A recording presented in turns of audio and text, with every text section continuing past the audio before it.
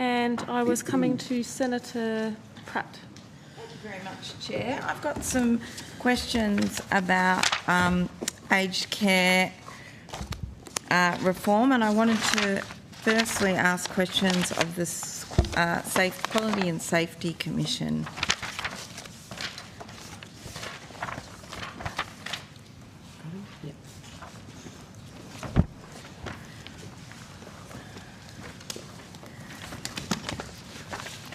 Good to see you at estimates again. Thanks, Heffron Senator.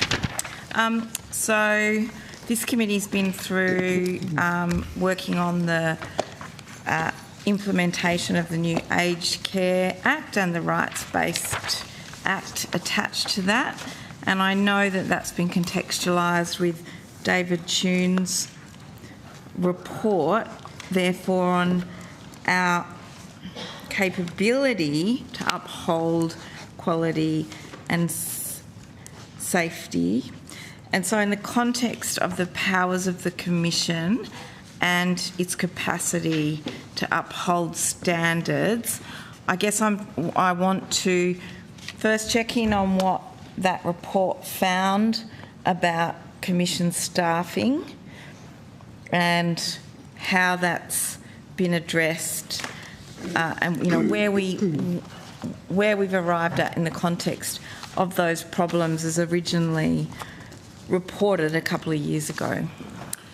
Thanks so much, Senator. Liz Heffron-Webb, Commissioner for Aged Care Quality and Safety.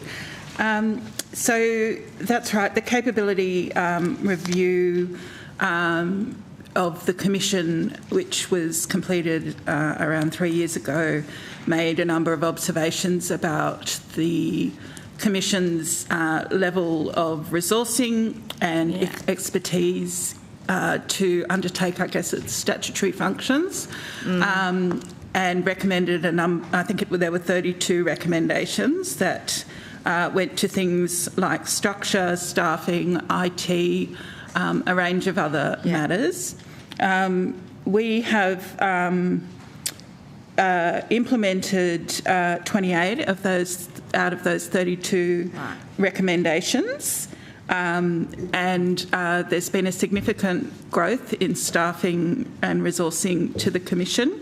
I might ask my Deputy Commissioner, Mr Ledoux, to come up and just give you some more details on the growth in staffing I guess and budget. A good measure of that would be a report on your average staffing levels and that change over time since that report, so that would be the last 3 years. Yep, I'll just ask Mr Ledoux to provide that data. Thank you, Senator. Mark Ledoux, Deputy Commissioner Corporate at the Commission. Senator, over from 22-23, there has been additional resourcing provided to the Commission. In 22-23, 39.8 million. Our budget at ASL sat at 1,070. In 23-24, the additional resourcing was 188.9 million, and our ASL sat at 1,313.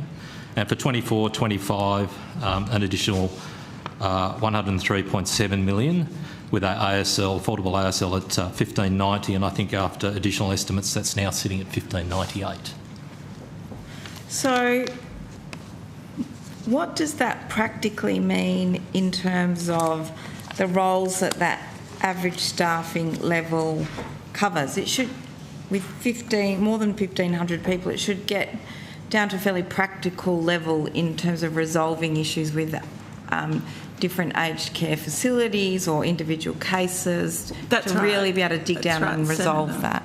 So it enables us to adequately deal with complaints. As you probably know, we get around 10,000 complaints a year, and we aim to resolve those complaints within 60 days. So having sufficient staffing is critical in meeting that deadline. It also enables us to undertake audits, sufficient number of audits of residential aged care facilities and also of home-based services. It enables us to undertake investigations, follow up on issues that seem to be arising. It enables us to be proactive.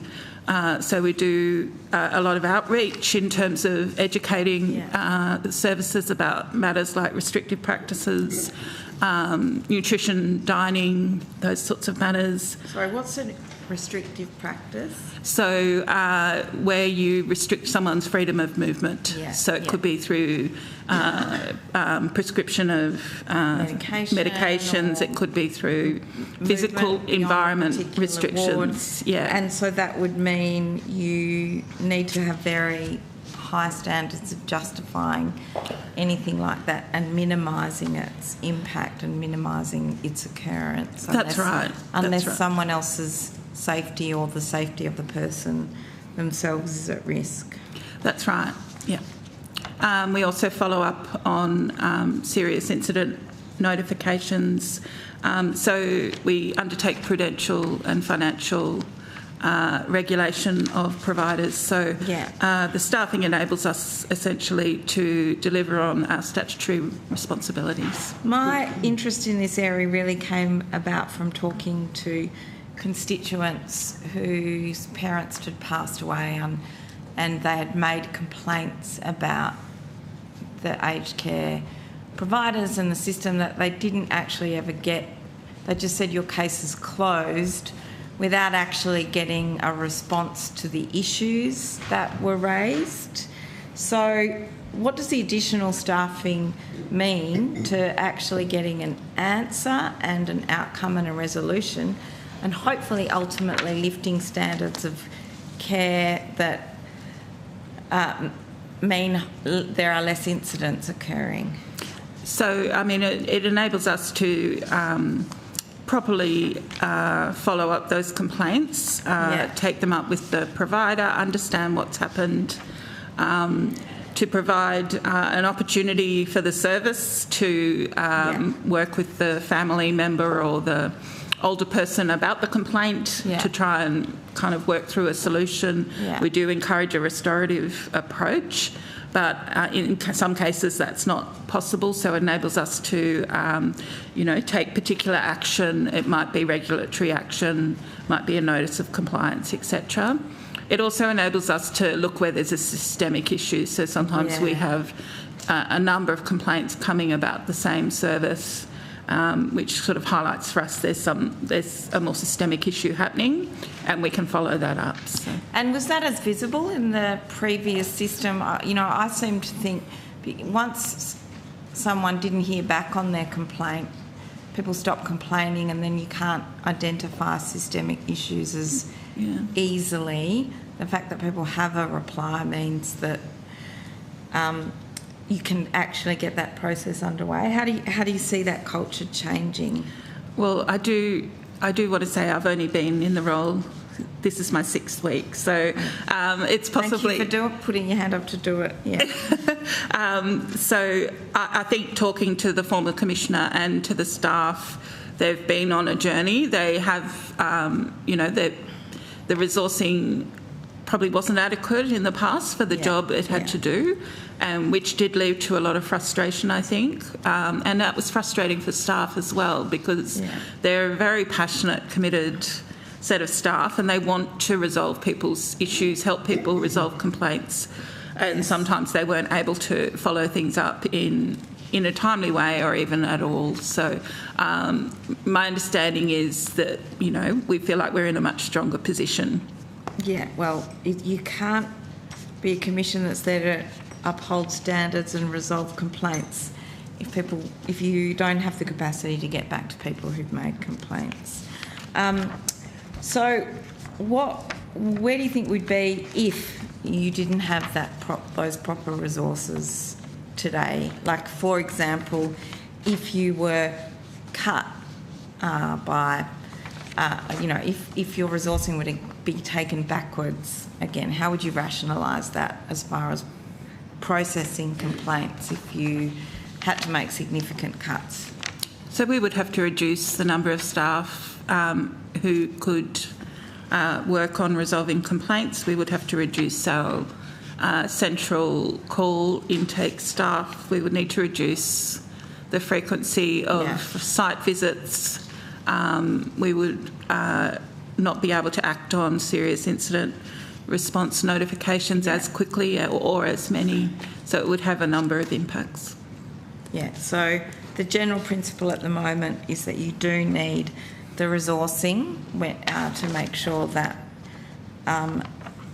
you are able to do a meaningful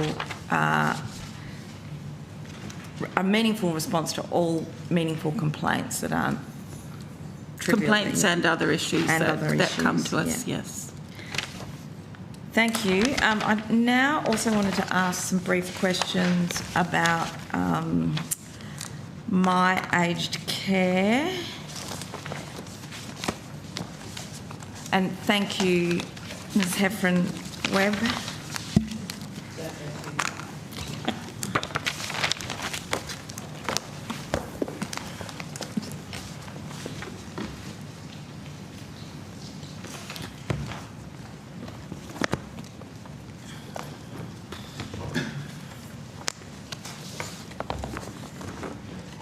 So I was recently supporting a family member to apply for an ACAT assessment at home and work out our next steps, and it gave me a new insight into, what agents, etc., would do within the system.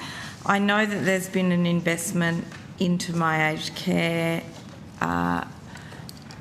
since the change of government, and I want to know what that represents in terms of a funding uplift, because I hope there has been one. Thank you. Amy Chambers, Assistant Secretary for Access and Home Support Division.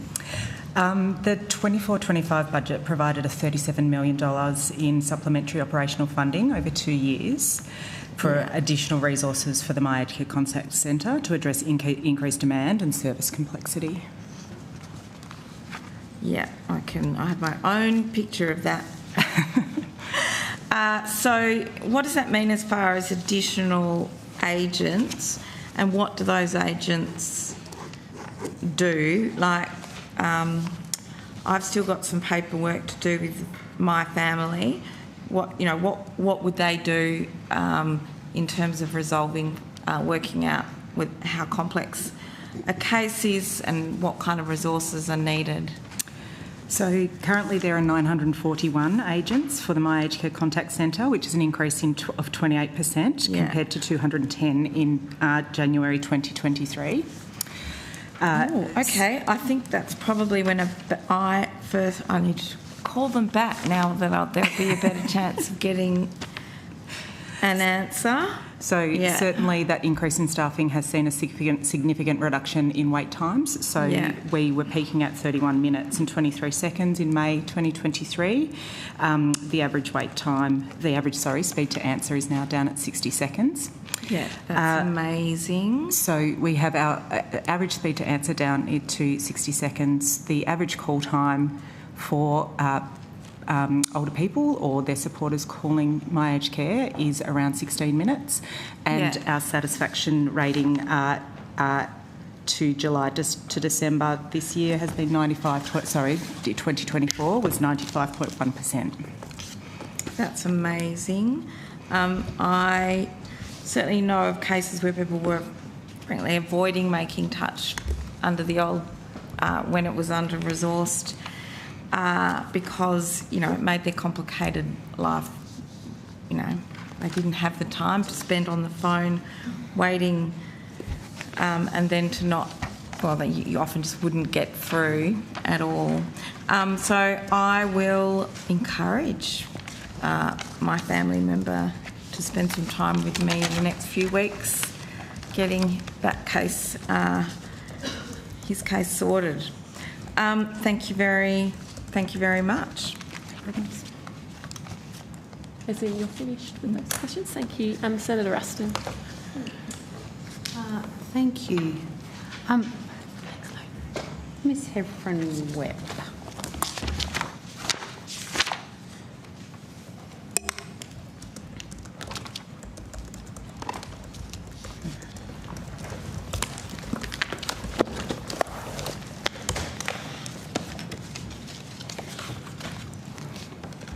Yes, Senator. First of all, can I congratulate you on your thank appointment as the Commissioner? Thank you. And hope you do as good a job in this role as you did in your previous role, which was exceptional. Thank you. And now I ask you the questions. I noticed that there's been new liquidity mandates have been provided, or to providers, whereby I understand they need to hold 35% of all cash expenses plus 10% of the value of their total room deposits. Is that correct? So, Senator, we are developing a new prudential and liquidity requirements. We're in consultation. Yep. So we had a webinar last week where we put forward our proposed requirements, which were 35% and 10% of RADs. And we're waiting, like the industry is obviously going to provide us with some feedback on that. So we're keen and eager to hear feedback. Have you had any as yet? Oh, yes, I've had some robust feedback, Senator. Yeah. So I'm keen to understand, I mean, obviously you've heard the same feedback that we have, particularly around, some of providers believing that the onerous nature of this liquidity requirement is going to have an impact on them. But, I mean, of greatest concern to all of us is that we were hoping that the Aged Care Act was going to encourage providers to put a shovel in the ground, because we know we need new beds, and the concern that this may prevent them from doing that. So I'm just keen to understand, prior to issuing these sort of like draft rules or mandate, who did the Commission consult with before making the recommendations on this policy? I might ask my colleague, Mr Edwards. Thank you. Peter Edwards, Acting Deputy Commissioner, Regulatory Operations. So we've been working on the sort of liquidity standard for a little while, and last year we consulted, we did some targeted engagements with OPAN, COTA, ACPA, Ageing Australia as it is now, McGrath, Nichols, Stewart Brown and the Rural Accord, just to test our thinking about the thresholds we've set. And obviously now, as the Commissioner said, we're very keen to get feedback from the broader sector, because it's a diverse sector and we understand that there'll be different issues arising. Did you consult with banks or any financial institutions about this? No, we didn't consult with banks at that point, but in preparing the threshold, we've been very mindful of balancing between under and overestimation. So a part of the setting of the threshold was to understand where we might be is keeping the overestimation of liquidity to a minimum. Yeah, I mean, the reason I ask around Yes. the banks is, I mean, obviously this is a sector that's come Yes. under a lot of scrutiny from the financial sector in terms of its bankability. And so I was just interested to understand why you didn't seek to make any comparison, given, banks are pretty tough on aged care homes, particularly when it comes to their borrowing ratios. They're probably some of the toughest Yes. in the business world. So I'm interested to understand how you have sought to make a comparator here in what you're doing with what the banking sector's doing, and why didn't you seek the banking sector's advice on this? Thanks, Senator. We did meet with AUSPRA over the course of the last couple of years as well in leading up to this, but we were focused on primarily understanding what the understanding particularly around the overestimation, and we had an actuarial firm engaged that assisted us with that. So we were waiting really to see what the sector, how the sector responded to the thresholds through the consultation process. Yeah. So what was the advice that you received or the determination in relation to the liquidity standard provided to the Minister? Yes. Okay, and did we get any feedback, or is... So the Minister agreed for the draft standard to be subject to consultation? Yeah. Okay. So can I read from the stage of the process that you're at that you're obviously open to Yes, changes? absolutely. Okay, great. Because clearly, there sort of seems to be a bit of a one-size-fits-all sort of a feel about this approach in terms of, I imagine that there will be some providers that would probably go, that's absolutely easy, and there would be other providers, because of the nature of, the size of their RAD holding or, the size of the business, the location of the business, current arrangements, etc., and even the type of organisation, that you may find that it's probably a bit of a blunt instrument to just say that is exactly what it has to be. But if you're open to change, I look forward to speaking Senator, to you. I think just to add, it's about access to cash. It doesn't necessarily, have to be cash in the bank, as long as it's accessible cash. Yeah. So you're right, some of them have different business structures, etc. Peter, Mr Edwards and his team are having conversations with a range of providers who've kind of come to us already saying, well, we've got this set of arrangements, would that work? And by and large, there's sort of, there's no issues with them meeting the standards. So when do you think you're likely to be in a position to be having a final recommendation to actually put the liquidity standard in place? Well, we believe that because we've been in quite close contact with providers, particularly those that have related party arrangements who consider that the liquidity threshold might be problematic, and we think that most of those issues will be able to be resolved. And so we expect that we'll be able to land a position within the next few weeks. Okay, so quite soon. Yes. Okay, we'll look forward to that. One of the things that I asked at the last estimates, and obviously you wouldn't have been in this estimates, Ms Heffron-Webb, was in relation to the Complaints Commissioner. So I'm wondering, have we had an appointment of the Complaints Commissioner as yet? No, we have an acting Complaints Commissioner, but the permanent position is about to be advertised. Oh, only advertised for application? It's about to be advertised. Oh, okay. Okay. Right, so there has been quite a bit of concern in the communities. Do we have a timeframe on when that's likely and to that process to be completed, and there will be a Complaints Commissioner in place? So as I said, we've got an acting Complaints Commissioner in place, but I might ask the department to speak to that because they're running the selection process.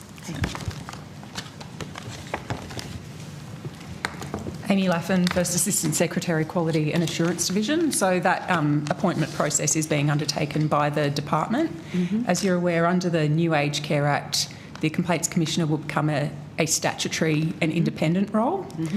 So what we're working through at the moment is how we advertise soon and have that person come on board ahead of the New Aged Care Act commencing. Okay, great. So back to, sorry, it's jumping around a little bit, but maybe get you to go home a bit earlier. When, will the Commission be penalising providers who don't meet their care minutes? So, Senator, as you know, we have undertaken a range of regulatory action around the care minutes issue and have entered into a number of enforceable undertakings with providers about how they will meet that requirement. It's something we're continuing to work on. So yes, we are looking at a range of regulatory action. Of course, where a provider can demonstrate they have a genuine strategy and plan to achieve their care minute target, we will endeavour to support that. But we wouldn't rule out regulatory action. Sure. So do you have in mind a sort of a threshold at which this kind of action is likely to come into effect in terms of the percentage of the care minute time that's met? So we have been looking at it in terms of kind of how far away people are from their target. So the group that we have focused on to date most strongly has been those I think it's 30 minutes below the target, and with a lot of activity, a lot of communication and discussion with that group. And some of those are the group that have entered into enforceable undertakings. So we're really kind of segmenting the group into those who are just below, those who are 20 minutes below, those 30 minutes below. So that's how we're tackling it. So it's like there's not an 80% or a 90% threshold at this stage. I should say also we are conscious that, if services in remote communities and, who may have trouble accessing staffing, we're very cognizant of that. But some of the services that aren't kind of close to meeting their target are actually, in cities and in proximity of other services who are, so in the same labour market. So yeah, sure. So on that basis of obviously that, once again, it's not a one-size-fits-all market out there, what percentage of care minutes is a provider required to meet to get a 5-star rating for their care minutes? The star ratings are undertaken by the department, so I might ask them. Sure.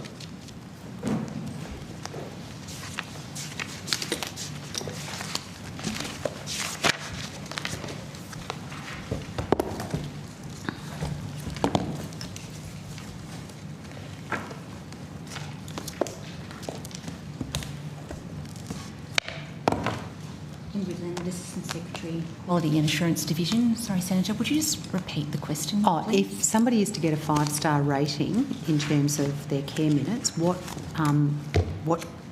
do they have to meet to get a 5-star rating? Yep. So the overall star rating is made up of 4 individual categories. One of those categories is the degree to which they meet their care minute requirements. Yes, that's the one I'm talking about. That's the only one I'm talking about. Yep. So the star rating is based on, as I said, the degree to which they meet their total care minute requirement and their RN. So the 24/7 RN. Yep, that's and right. And the 215. That's right. Minutes. Okay, cool. So can I just ask about the 215 care minute requirement?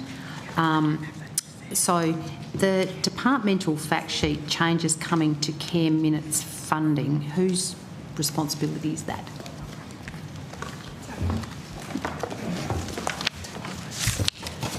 Welcome back, Ms Platano. I think we missed you last estimates, didn't we? Thank you, Senator. On our residential care division. Great. Now, look, I'm just keen to understand, in your fact sheet, it relates to, am I correct in saying that, now this is getting very technical and I apologise if I'm not making as much sense. So if a provider is required to meet to get their full ANAC funding, there is a care minutes supplement that, in my understanding, there is $31.64 potentially withheld from that the actual ANAC funding, which is held depending on whether the home meets its mandated care minutes. Is that correct? So, Senator, the mandatory care minutes is an initiative that stems from MyEFO 24-25, and it links care minutes funding to care minutes delivery.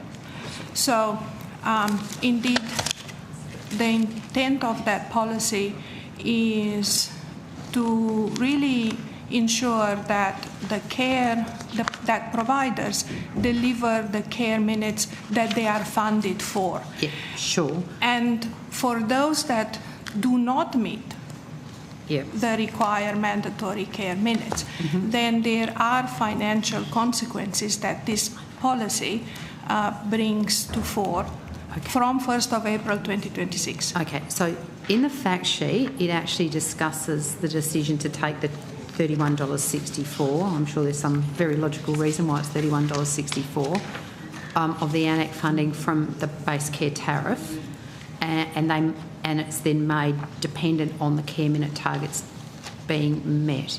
Yeah. Okay, so I'm not sure who can answer this, but has the government committed to fully funding the care minute target? Mr. Richardson has the answer.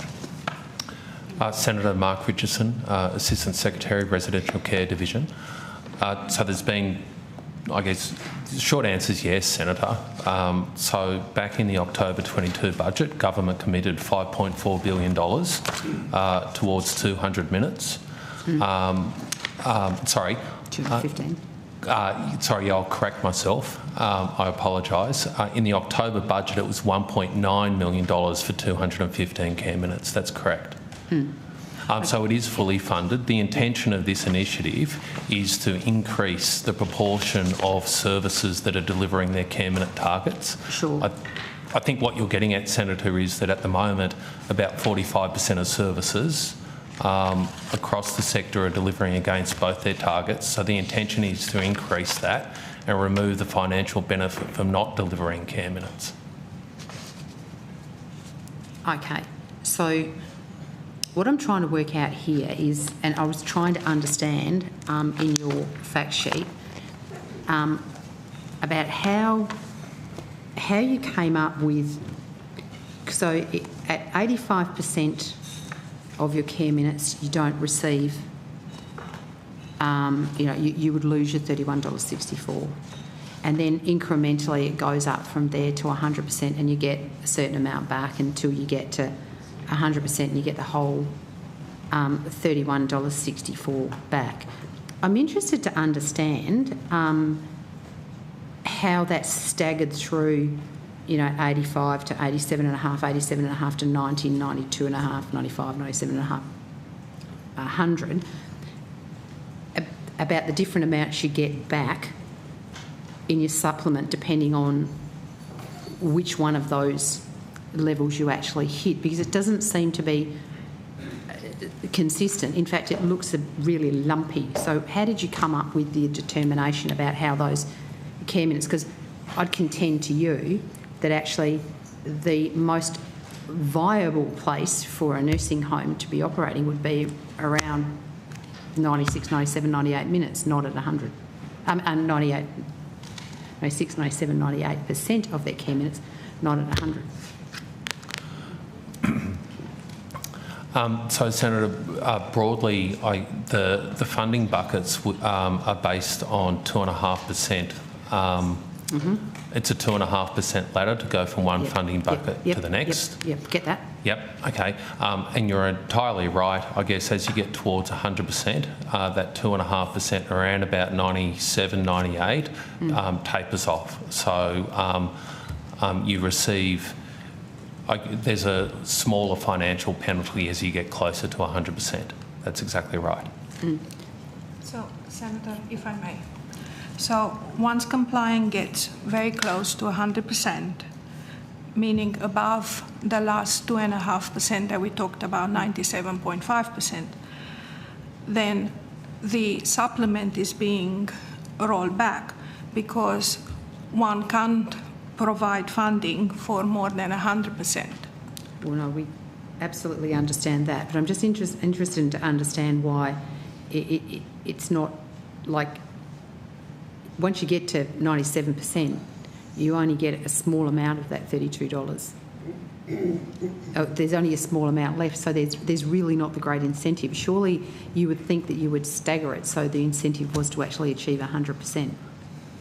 So you still only receive the $31.64 or 100% of that supplement if you deliver your care minute targets. Yeah. But you're right, the last 2.5% is a smaller financial penalty. Yeah, relative to the others. I just don't understand what was the logic behind saying that you get to 97.5 and you've probably hit the sweet spot, you really should be actually hitting the sweet spot at 100%.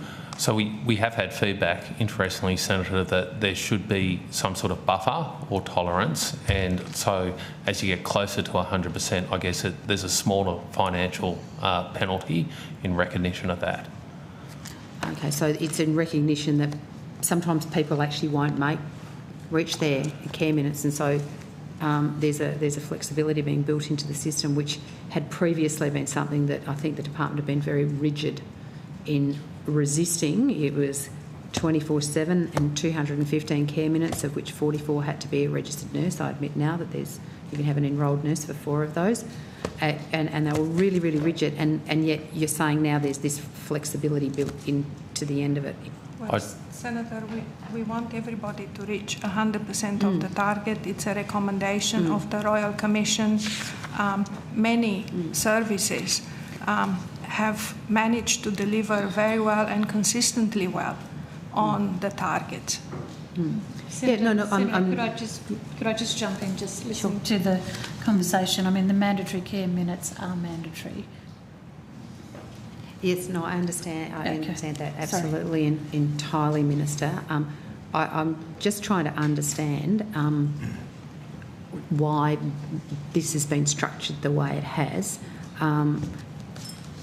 because it's clearly we want all of our older Australians to be getting the care that they need, but it just seemed like an anomaly. So I was just keen to understand. So there is a bit of an anomaly, but I'm not sure it's an anomaly. I think what the officers are saying is there hadn't been a financial penalty before. There had been other issues that encouraged people, including star ratings and activity of the Commission, but bringing a direct financial consequence was thought necessary to drive the right incentives. At least at this stage, where people are a long way away from their care minutes, there's a desire for the financial penalty to be larger. The closer you get to the amount, it does give a little bit of buffer. Now, if people provide us feedback, if it turns out that that's insufficient incentive to deliver on the government's objective, we could look at that. But at this stage, that's the logic behind the design. Yeah. I suppose what I'm thinking is, like, you get to 95 or you get to 97, you've got the lion's share of it back. You don't have to pay for the extra minutes unless, of course, Ms Heffernan-Webb is going to undertake her punitive action. And so, it seems like almost a disincentive to reach 100%, whereas I would have thought that it would have been at least an even transition to that 100%. But look, it's interesting, and I'll think more about it and maybe ask you some more questions at the next estimates. Can I just also, while I'm here, just ask you about there is a requirement to undertake an audit with an external auditor. Just keen to understand these external audits that you're requesting or requiring of every aged care provider. What is actually the purpose of them? So the purpose of this assurance arrangement is to validate the self-reports that come from providers on care minutes. So what we are requiring is for the providers to have an audit, an external audit of their care time reported. That is undertaken at the end of at the end of each financial year. Okay. And the first reports need to be submitted by as part of the 25-26 aged care financial report. So, am I reading from the belief that you believed you needed a requirement for an external audit on those minutes, that providers were not providing you with accurate information, and so you were worried that you were getting false information, so you were requiring them to be audited? It's an assurance report. We have people are doing the right thing. That is not the assumption that people are not doing the right thing. Nevertheless, we are obliged to have some measure of assurance because these are self-reported numbers. So, who pays for the audit? So, Senator, if I could just add to that, I guess linking funding to the delivery of your care minutes creates, an incentive to potentially over-report, which is the reason for the audit performance statement in regards to care minutes. So it's the first level of control that we have in the system. Once this is put in place, we will be checking about 10% of those audited reports, much like, I guess, the tax office would check tax returns submitted by accountants to ensure that that control is working. So we already have a care minutes reporting assessment program in place now, but this will be updating those existing arrangements. To answer your question, the service would pay for that audited statement around their care minutes performance. And what are you estimating the cost of those audits to range from? On average, and I think it's probably generous or conservative, we're assuming about $5,000. What would you say if I said some providers are saying that the cost of these audits is up to $20,000 a year? My understanding is that on average they pay about $7,000 at the moment for their statements around the aged care financial report. So look, I wouldn't comment on the $20,000, but that's why I'm saying the $5,000 is relatively conservative. So currently the requirement is costing around averaging $7,000 for their auditing requirements. Is this audit over and above those auditing requirements, or instead of those? In addition. In addition, so they've currently got $7,000 on average, a $7,000 audit requirement, and you're asking, or the department is requiring, as part of this additional audit process, another audit process to sit over the top of it that is going to cost, and according to my advice, but admittedly I don't have all the data, I only got the stuff that I get when people ring me, somewhere between $5,000 and $20,000 a year to audit what Ms Platona said wasn't an issue in relation to being particularly concerned that people were misreporting, but you just made the comment that you believe that because of the implications on the incentive to reach care minutes and the payment on the basis of those care minutes, that you were suggesting that the sector was over-reporting or had the potential to over-report. So I'm sort of trying to understand what you're trying to achieve here by this additional audit process if you don't think that people are cheating on the system. Well, currently, Senator, with 45% of the sector delivering both their care minutes targets, I would argue that there isn't systemic over-reporting. There isn't? Isn't. Well, 55% are reporting that they're not delivering both their care minute targets. Yep. But I think with the implementation, I guess, of linking funding to delivery of care minutes, it does create an incentive to over-report, which is why we've put those initiatives in place. The sector has a current surplus in care funding of roughly $15, Senator. Sorry, could roughly you repeat that? $15. So what do they have? A care surplus of roughly $15 per person per day. They also receive approximately $50 in administration funding. That's about $3.5 billion a year. So the additional $5,000, I would assume, well, we think is affordable. And moving forward... No, I'm not talking about affordable, Mr Richardson. I'm talking about whether it's necessary. Okay. Well, look, it does create, well, the government's decision, and it's funded, this extra control and the arrangements we've put in place to ensure that what's reported is accurate. Have you taken any, done any analysis to see whether these measures combined with all the other reporting and compliance measures, and I would say that if there was one thing that the sector regularly complained about was the level of compliance and reporting and the duplication of compliance and reporting that they are required to do. Have you done any assessment as to what another $5,000 to $20,000?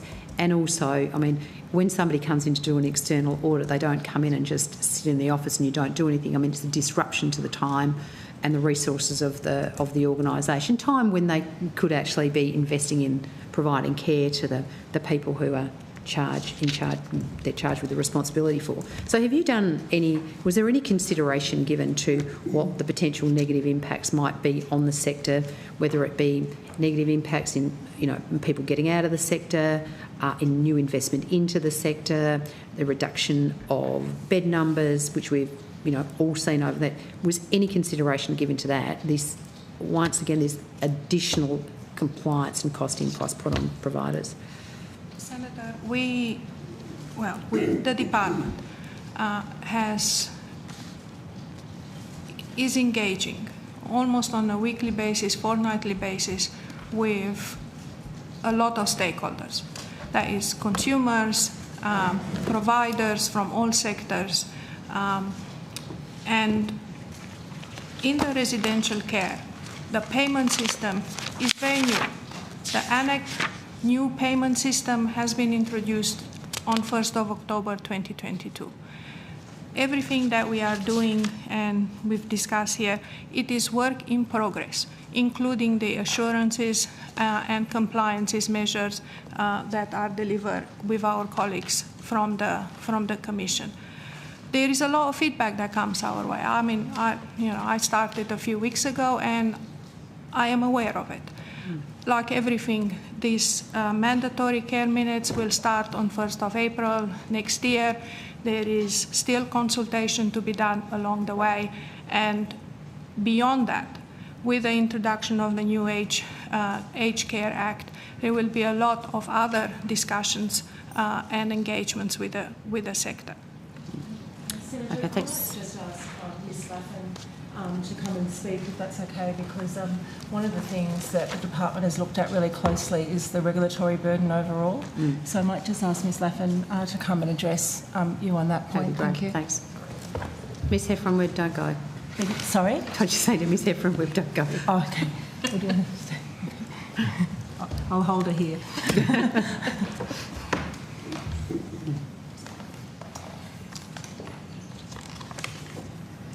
Good evening, Senator. Robert Day. I'm an Assistant Secretary in the Quality and Assurance Division.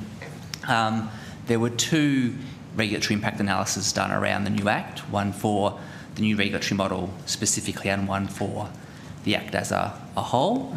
The new regulatory model itself was estimated having a regulatory impact on the sector of about $3 million a year, and that was primarily because the new Act allows for non-corporations to be regulated for the first time. So we're going from having zero regulatory interaction with that group to a new regulatory interaction. The impact analysis for the new Aged Care Act as a whole was a decrease in regulatory cost of around $4.8 million a year. Okay. Not quite sure how that works when you're asking them to spend $5,000 to $20,000. Just quickly before we finish on this one, I'm just interested, Ms. Heffron-Webb, where you see your role in terms of, we're talking about the compliance and enforcement of, and you heard Mr. Richardson talk about the care minutes. I'm just wondering, is there a role for the Commission here, and what is the interface between what they're talking about and what your role is around the insurance of the implementation of those minutes, given sort of seems to be more in your bailiwick, but there's an awful lot going on in the department? Well, I'd say it's we're working together on it, obviously, and we jointly briefed the Aged Care Quality and Safety Advisory Council recently on the work that's happening in the department and the Commission to encourage, to incentivise and to regulate providers around the care minute requirement.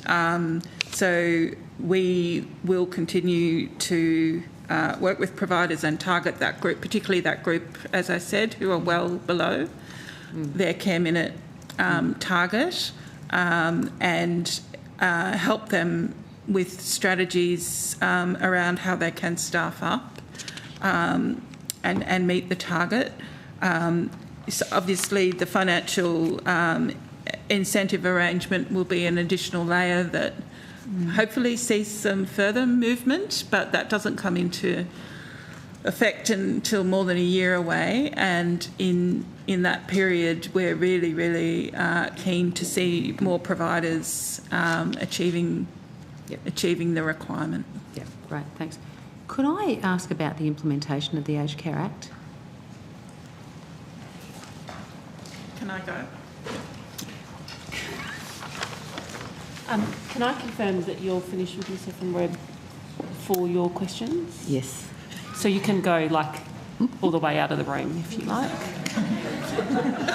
Yeah. While you hang on. wait. Should have run. Oh, sorry, spoke too soon. Yeah. Senator Kovacic. Yeah, thank you. It's actually just a follow-up to some stuff today with AHPRA and the situation with the Bankstown nurses and the suspension of those registration and how that's now noted, or AHPRA automatically notes that in their systems, it's automatically updated. Is there any mechanism, or do we need to find a mechanism to ensure that anyone that is suspended in that way can also not work within the aged care system as a carer? Yes, we have a system of banning orders. Yep. And so when that media around the nurses was playing out, we have taken steps and issued both of those people with banning orders. So they that's on our website. Thank you. And would that happen just as a matter of course if that happens, you know, if something is on AHPRA, automatically updated on AHPRA's systems, that you will then apply the same thing, or was this specifically because there was media surrounding it? I would have to take that on notice, Senator. I'm not sure if it's an automatic process, but we certainly followed up in this case. Sure. My concern would be about individuals falling through the gaps where there isn't similar media attention. And sorry, I can just step in here if that's okay.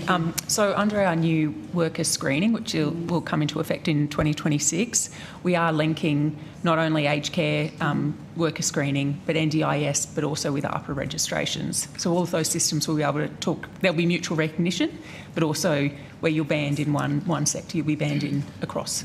Wonderful. So automatic from then and perhaps manual between now and then? Yeah. Okay. But information is being shared. Thank you. That's it from me, Chair. Thanks. Thank you. Get out of here. All right, we'll continue with aged care and Senator Ruston. Thank you. In the Senate last year, when the aged care bill was before the chamber, we were obviously, you know, in terms of our support for the bill, seeking very clearly to make sure we had some undertakings around the commitments by the government in terms of its implementation. And at the time, I asked the minister if the government would guarantee that all departments that were required to be involved in the implementation of this reform and the changes will be ready in sufficient time, not only to implement the changes on the 1st of July, but also to implement the changes within the necessary government departments that will enable the sector to be ready to implement in full the proposed changes by the 1st of July 2025. And Senator Gallagher, who was the Minister representing at the time before Senator McCarthy took over, in her response said, yes, I can give that commitment. We will be giving the certainty that they need to implement changes so they are able to commence in full on the 1st of July 2025.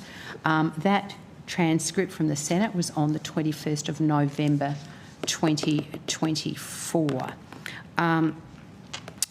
Just 20 days later, after the passage of the Aged Care Act in November last year, the government made the announcement that it was going to delay pricing services list until the 1st of July 2026.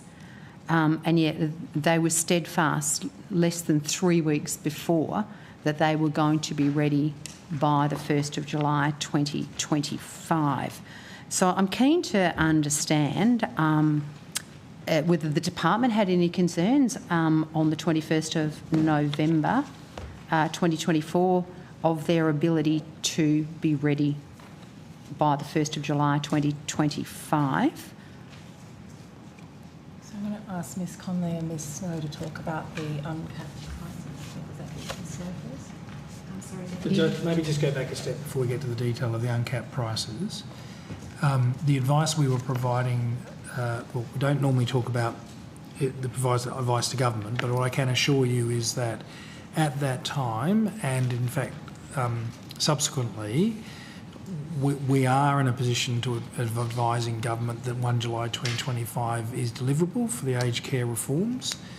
They are not without some risk, and I haven't got the transcript of what the Minister for Finance said at the time, but I think anyone would acknowledge when you're making a large change, including IT systems, there is always some residual risk of delivery on a system, but at this stage we are on track to deliver on 1 July 2025. Okay, well, that really wasn't my question. It's just that we had an absolute categorical commitment by the Minister, which obviously she only made because she was receiving advice from the department. She can hardly blame her.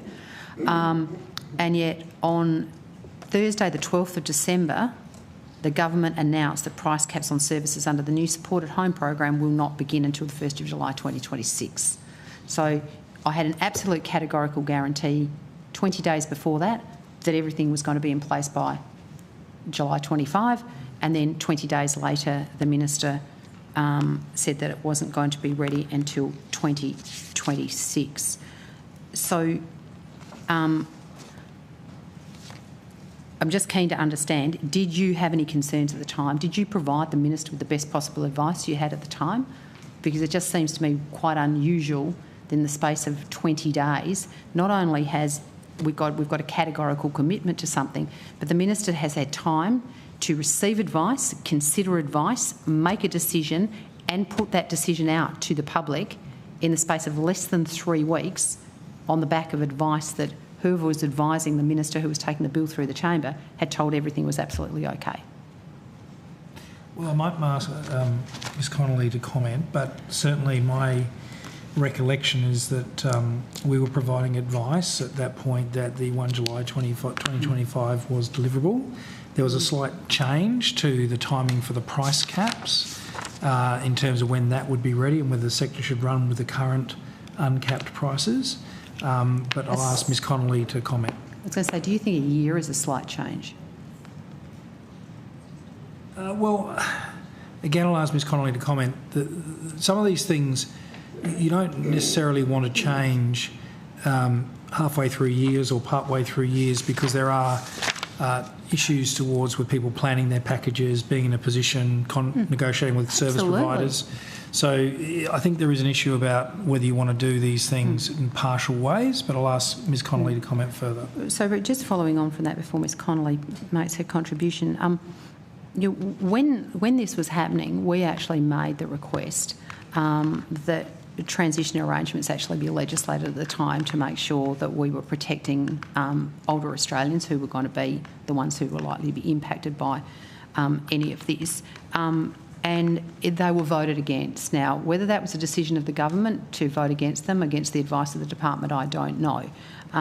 But, you know, I'd be keen to understand whether the department believed that putting the necessary sort of prudent provisions in place for transition arrangements, which the government voted against, was something that you had advised should have been done?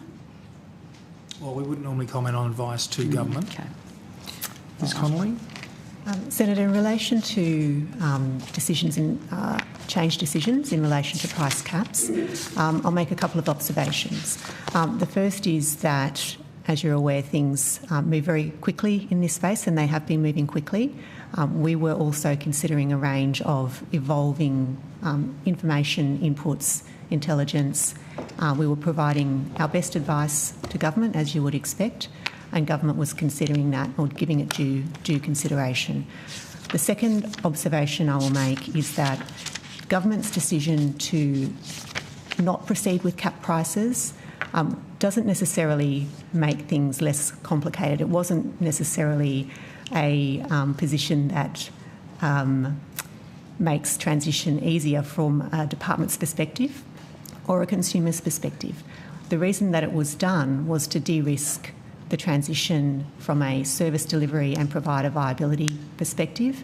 And so what we've had to do as a result of that decision is make sure that we are working with the sector, with consumer peaks and with government to construct a really robust set of consumer protections.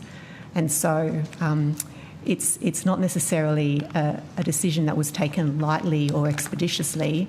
It needed a range of considerations, and ultimately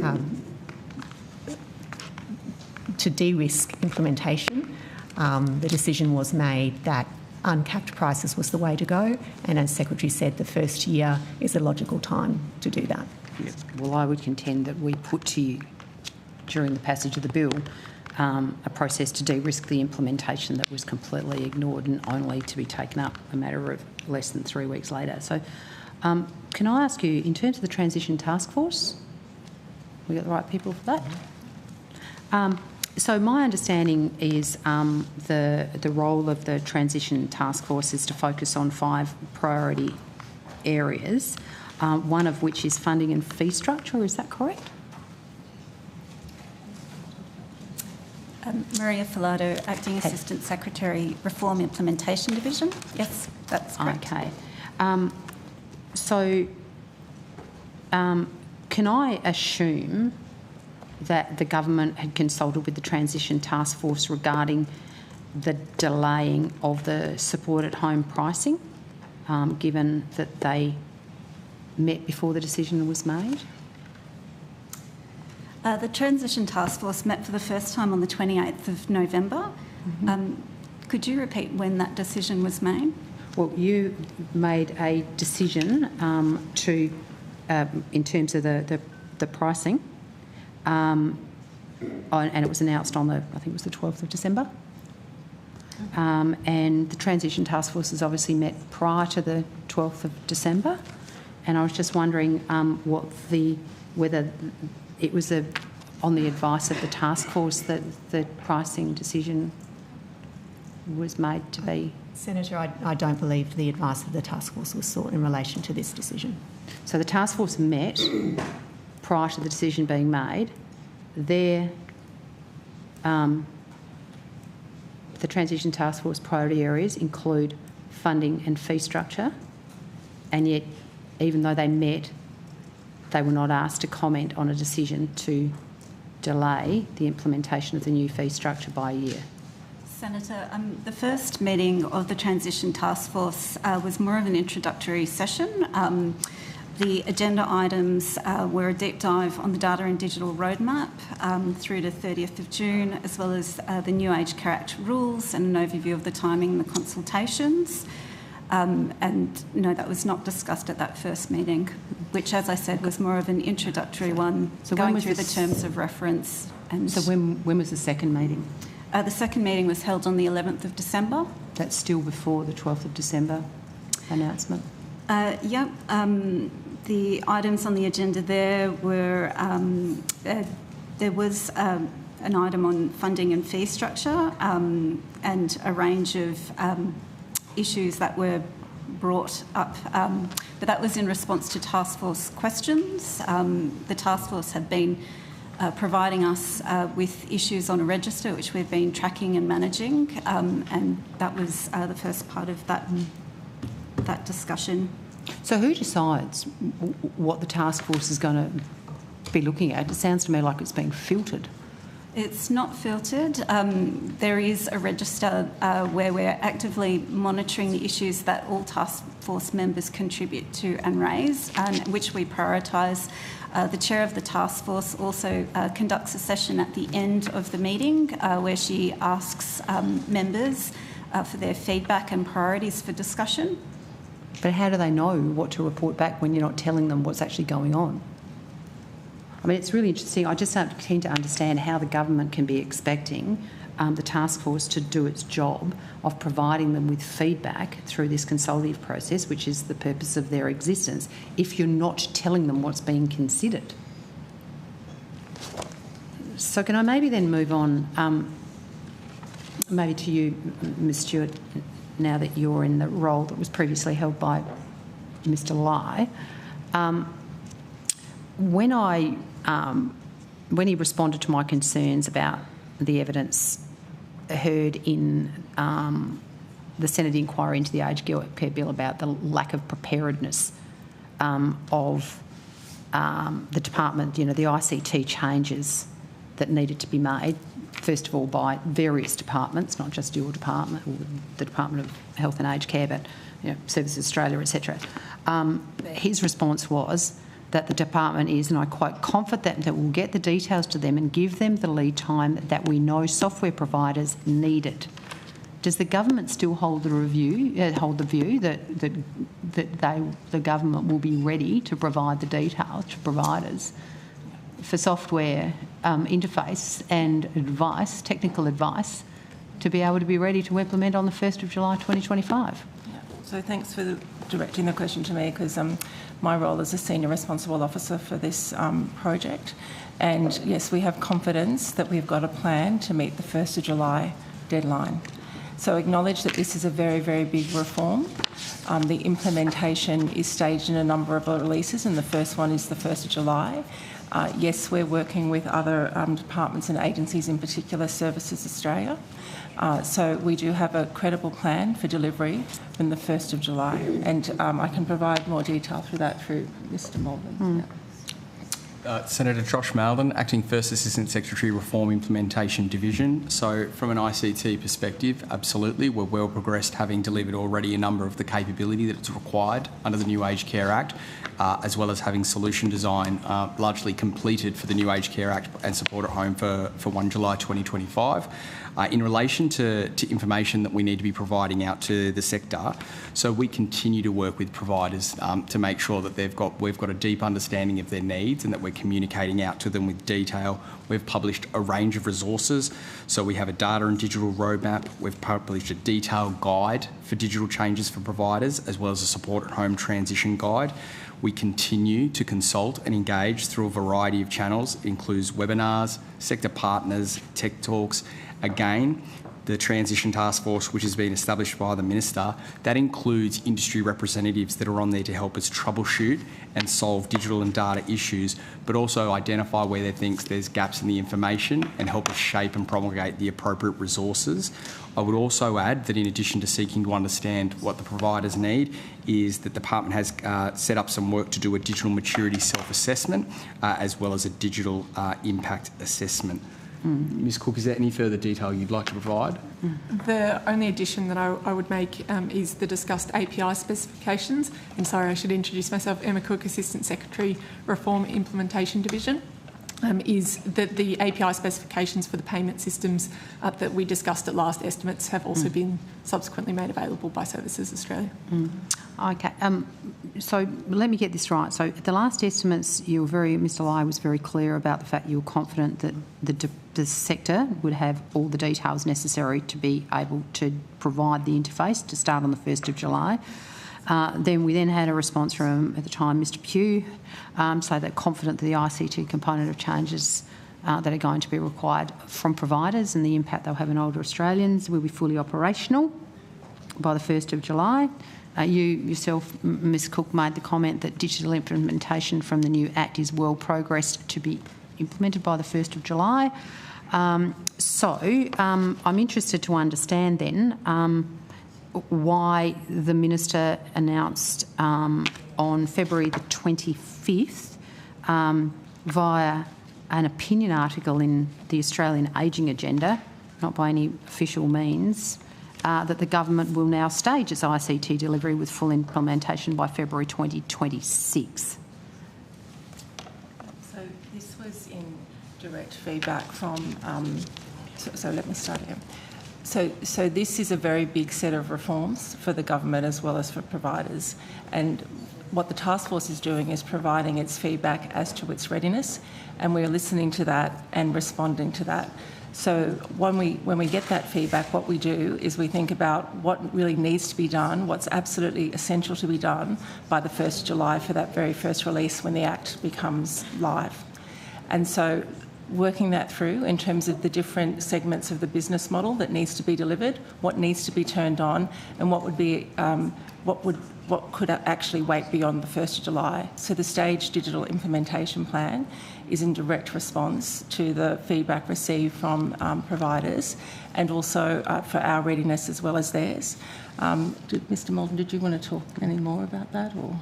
We're able to find more, provide more detail if you'd like on what that looks like. Well, no, I'm just keen to understand, from the layman's terms, there was a categorical guarantee given by the Minister during the Senate debate that everything was going to be ready to start on the 1st of July. Clearly it's not.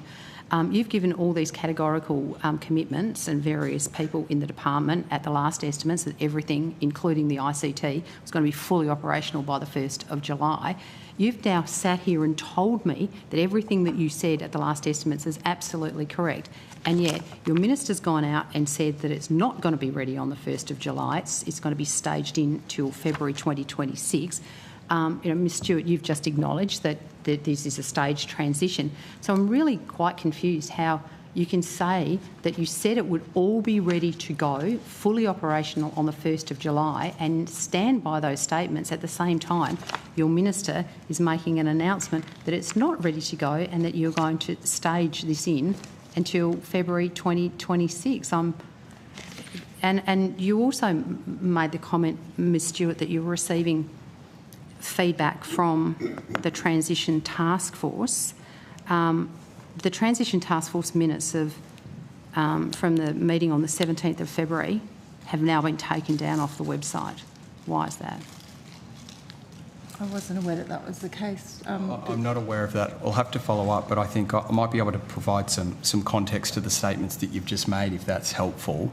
And that is that the plan for implementation was always intended to be staged to an extent. So the commitments that we made were that we'll have the core capabilities in place by 1 July 2025. With the greatest amount of respect, you never said the core capabilities. All the way through, all commentary was it would be fully implemented by the 1st of July. It wasn't core capabilities at the start of the transition. None of those words were ever used by anybody in this department, the minister, or during the Senate hearing in relation to this bill in the Senate.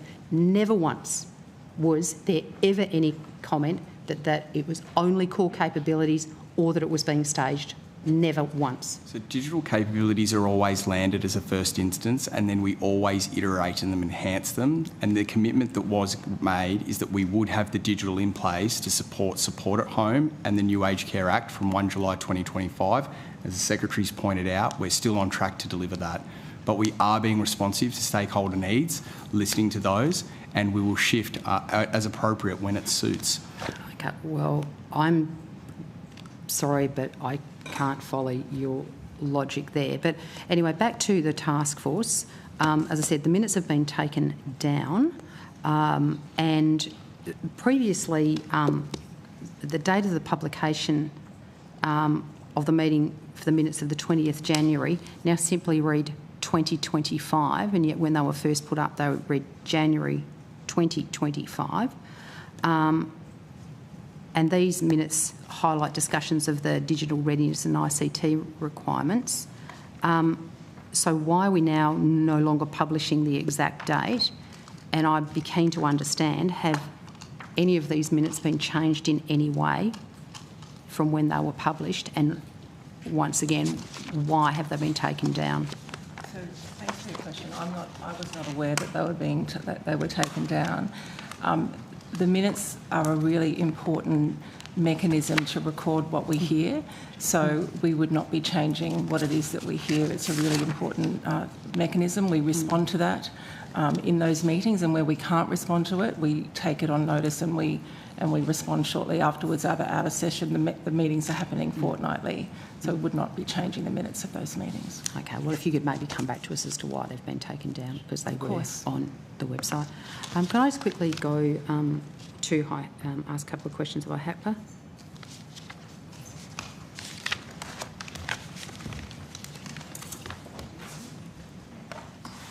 Good evening, Senator. I'm Michael Van. I'm the Chief Executive Officer of IHACPA. Hello, Professor Pervin. How are you? I'm very well, thank you. Good, good. Have you provided your advice to government regarding the costing of supported home? Pricing of supported home, yes. As we discussed at the last hearing, we provided those to the Minister last week. Okay, so Minister, do we know where they are? Okay. Okay. So I'd be just keen to understand when the government's going to release that advice and the subsequent determination, which I'm assuming you're going to get for me. Yeah, thanks. Professor Pervin, I've got here a copy of your draft work program and corporate plan for 25-26. Okay. Now, in your work plan, as you said, the release of the supported home aged care cost data, etc., is included in here, and yet we still have this included in your current work plan. So I'm interested to understand what further work are you doing on the supported home pricing, or are you doing further work on supported home pricing? Well, the supported home pricing will be an annual cycle. So yes, we will shortly start on the next costing study to get that data. But we'll probably wait to kick that off until the government has considered the pricing advice that we've just provided, and I assume the Minister will be consulting with the department. There may be some adjustments to that advice before a final determination is made to take account of policy issues which are outside our scope or our brief. Yeah, because I know that you say that it's going to be delivered in February. You've just told us that it's gone to the Minister, tick. But then in your work plan for 25-26, you say developing pricing advice to inform Australian government's decisions on supported home program. That's just a generic reference to work that we do all the time. As we move through the year, if there are things like Fair Work Australia decisions or other government policy decisions that impact on supported home pricing, we would expect the Minister would ask us for advice and we would provide that. It's just to put a place marker in the work program that it's something that we need to do to respond to a ministerial request as and when they arrive. Sure, okay. You've got off very lightly from me, unless anybody else has got questions for. You're the only one who requested, so... Well, thank you very much. I'm glad I didn't drag you here, that you got to come in by.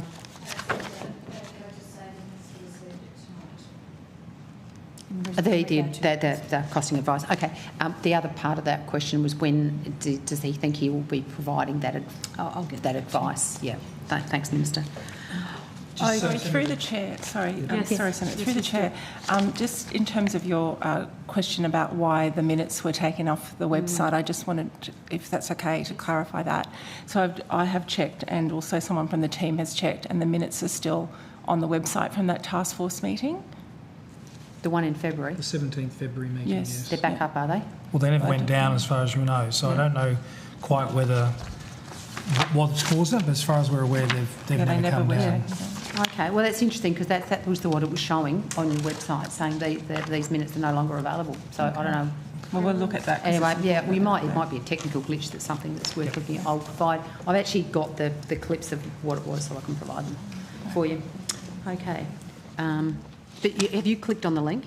Yeah, I clicked on. Somebody sent me the link, and I clicked on it, and it's works. There. And it's gone to the thing. Well, they're back up again because they weren't up this afternoon. Okay. Okay. Because the link was always there. Oh no, I clicked on it and it was there. But when you clicked on the link this afternoon, it said that the minutes weren't there. Okay. Can I just ask some questions around the current wait lists?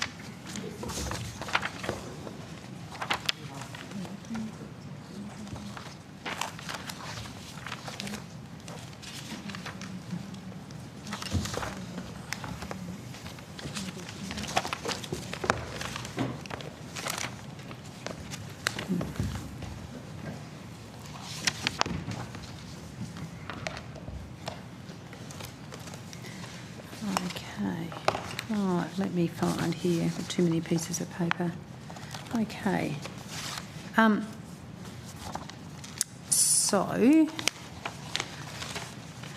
I'm just keen to understand, in relation to the MyEFO announcement of an additional 7,615 HCPs, and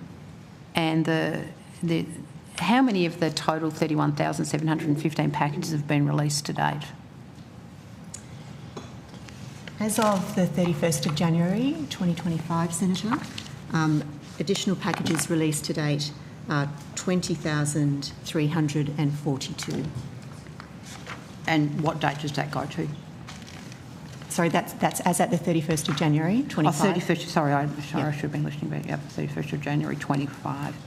Okay. So can you confirm that the measure of success of this initiative, which was the $101 million towards the release of these packages, to reduce wait times ahead of support at home coming in?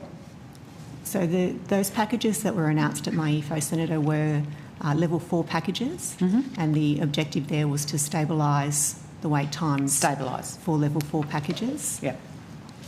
So not to reduce, but to stabilise. Their wait times have been growing over the year, and we've discussed that at previous estimates, the reasons for that. Those reasons are still in play and in flux.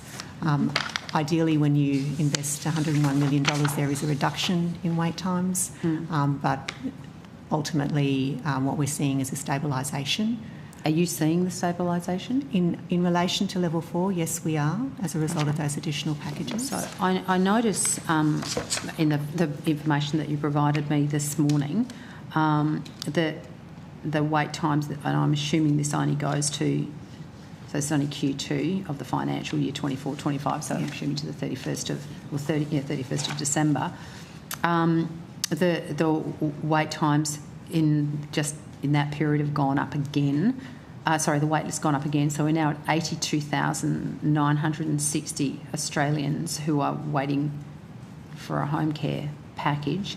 Do you have any more up-to-date data than the 31st of December? I have 31st of January data, Senator, and we have seen that wait list reduce. Yep, to? So that is now 81,194. Yep. Okay. All right. So, okay. And in that, have we seen much of a change in terms of the makeup of the wait list in relation to level 1, 2, 3 and 4? I can give you the absolute numbers as at 31st. No. I'm just asking just generally, have we seen much difference in the change? Because we certainly, there were, the wait times were longer in the higher level packages than the shorter level packages in the last time we had this discussion. I'm just wondering if that's still the case. We're seeing, I can't see the numbers in front of me right now, Senator, but my recollection is we're seeing an equalisation across all 4 levels. As I said, the investment from MyEFO was in level 4. We are seeing wait times for those lower level packages come up, wait times for the higher level packages stabilise, and in relation to level 4 come back slightly. Okay. So, all right, so we've still got a significant wait list here. So I'm just keen, at the last estimates, I think you told me that the average wait time was 5 months. Just wondering what the average wait time is now. So yes, the average wait time as at 30th of September was 5 months across all priorities and all 30th levels. of September, yep. The average wait time as at the 31st of January is 6 months across all priorities and all levels. Okay, so we've seen a worsening of the wait time by an additional month across those priorities and levels. Across those priorities in that time.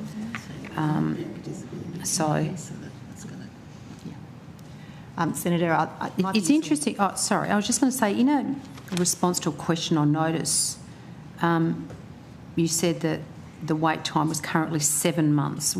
When would have that been? What date it was that? The 31st of December was 7 months, Senator. 31st of December, so... Okay, thanks. Okay, that's fine. So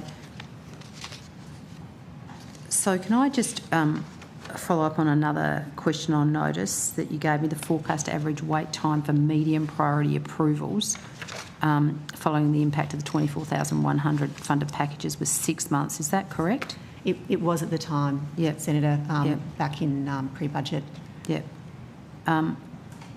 So what is the medium priority package? What's the wait time now? So for across all levels, medium priority package 31 January is 11 months. 11 months. So it's gone from 6 months to 11 months. That's correct. Is that so wait times are already beyond the forecast time for the end of the financial year. With additional home care packages. It might be helpful just for me to make one observation, Senator, and that's in relation to the application of high priority packages.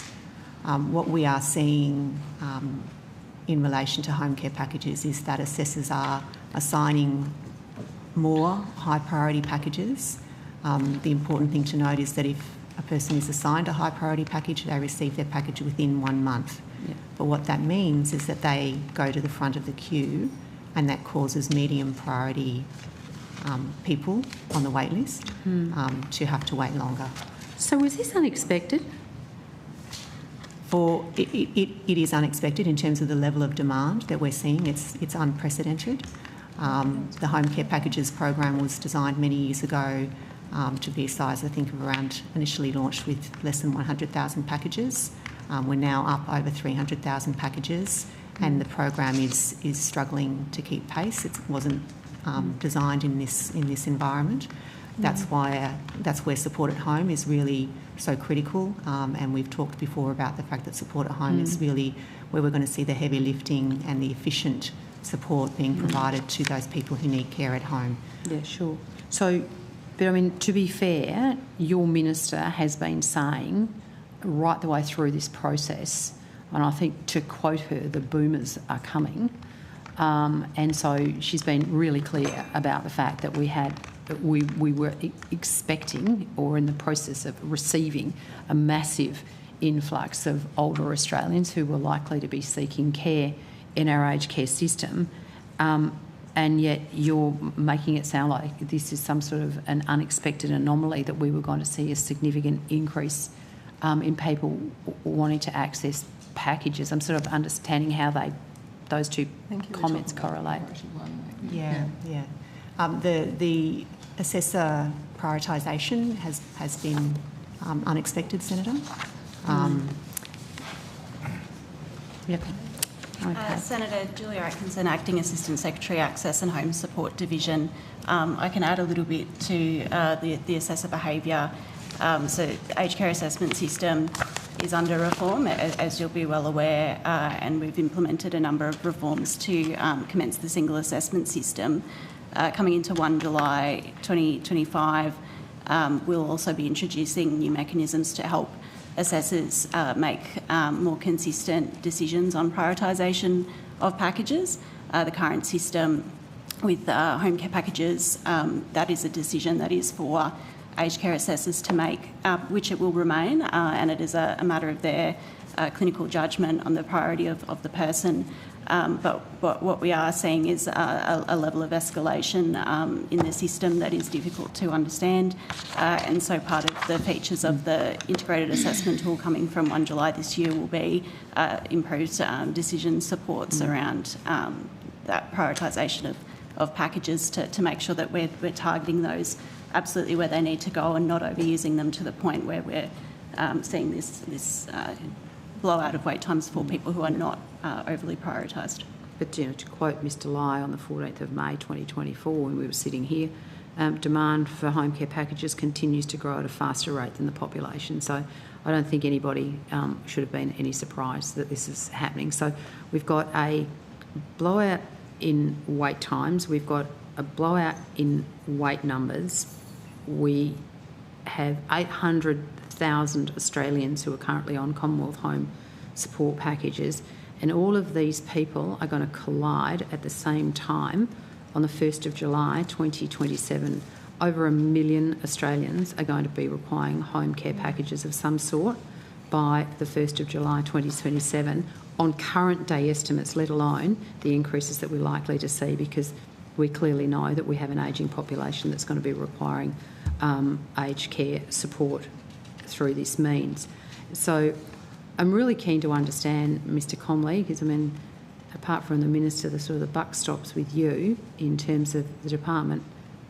Is your department ready for what is needed to do, and what confidence can you give older Australians, all of those older Australians who are currently in the system, those that are on this ever-growing waiting list and those that are on the cusp of coming into the system, what confidence can you give them that you are going to be ready when we've seen today that you said you were going to be ready on the 1st of July and you're not? You refused to put transition provisions into the legislation, or the government did, not you.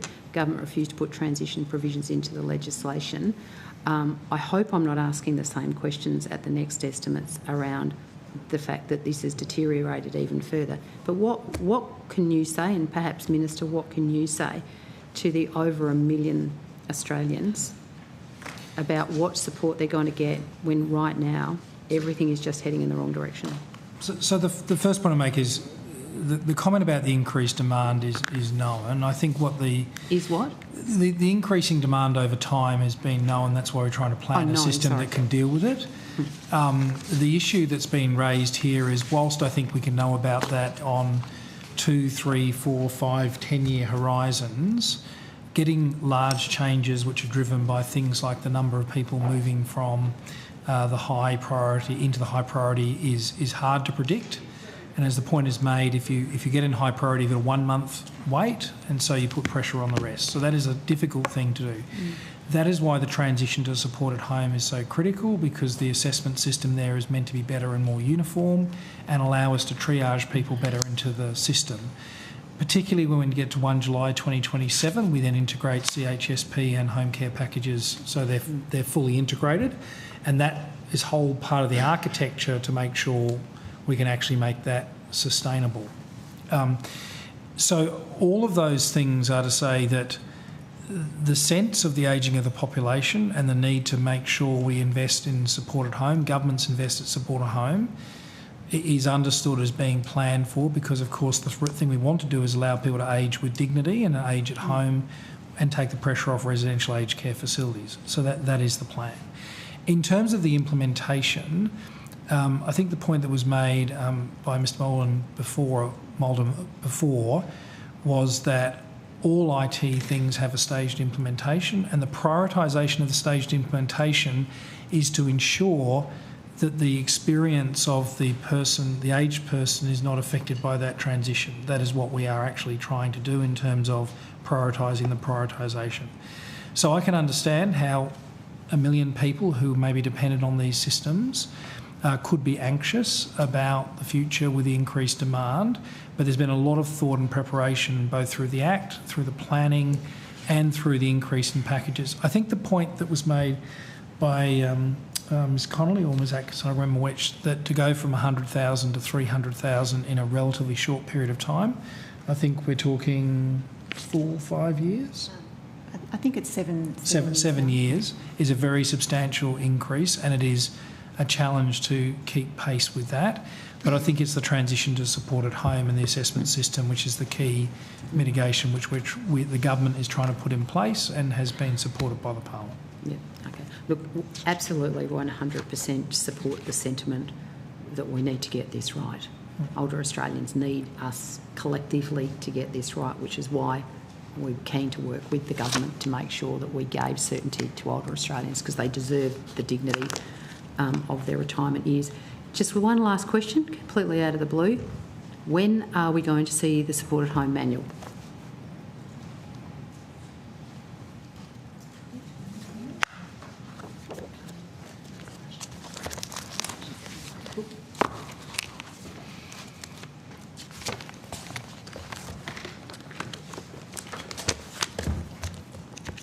Lisa Rushton, Assistant Secretary, Reform Implementation Division. Somebody gave you an H. Yes, not quite related.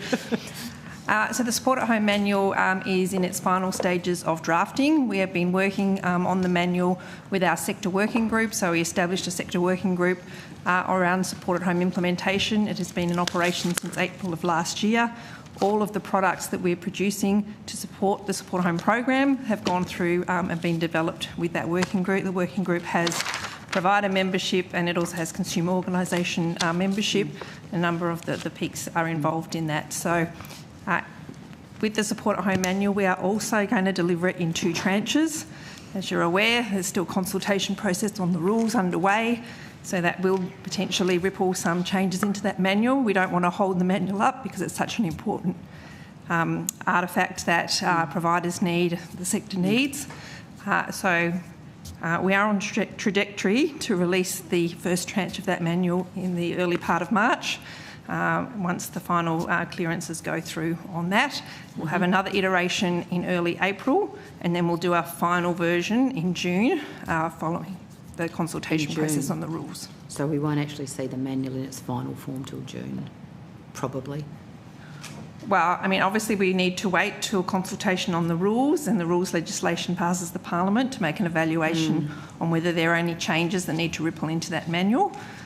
So what we're releasing are essentially all of the components. So it's sitting at the moment at about a 200-page document. The next iteration, so we're doing it in chapters, so the chapters that are finalised and that we don't expect to have any changes as a result of the rules will be released out. Then we are flagging very clearly in that manual which components are still subject to rules consultation, so it's very clear to the sector, you know, where there might be some movement or not. But I mean, these things are happening concurrently, so we are doing as much as we can with the sector to manage concurrency of transition activities while certain things are still under evaluation.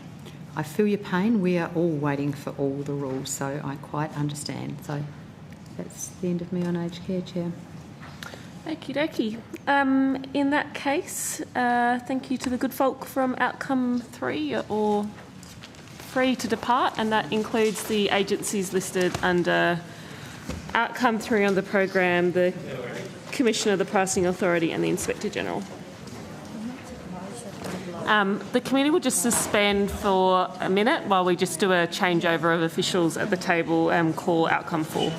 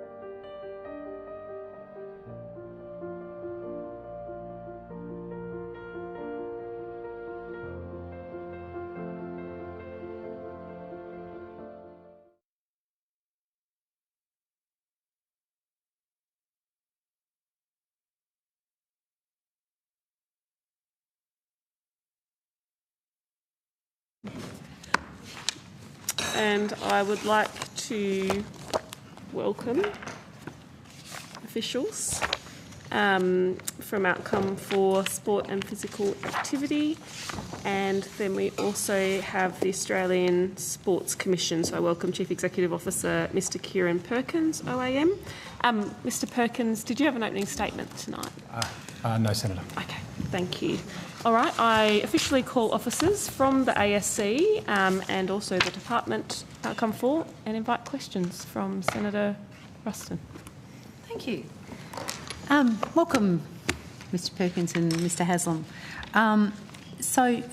Mr. Perkins, the budget commitment of the $250 million for the AIS redevelopment, so I confirm that's an accessible multi-storey accommodation facility, a multi-sports dome to provide all-weather multi-sport indoor training facility with integrated facilities for testing and analysis, and a new high-performance training and testing centre. Is that correct?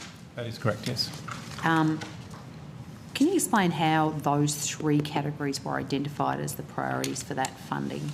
What was the process?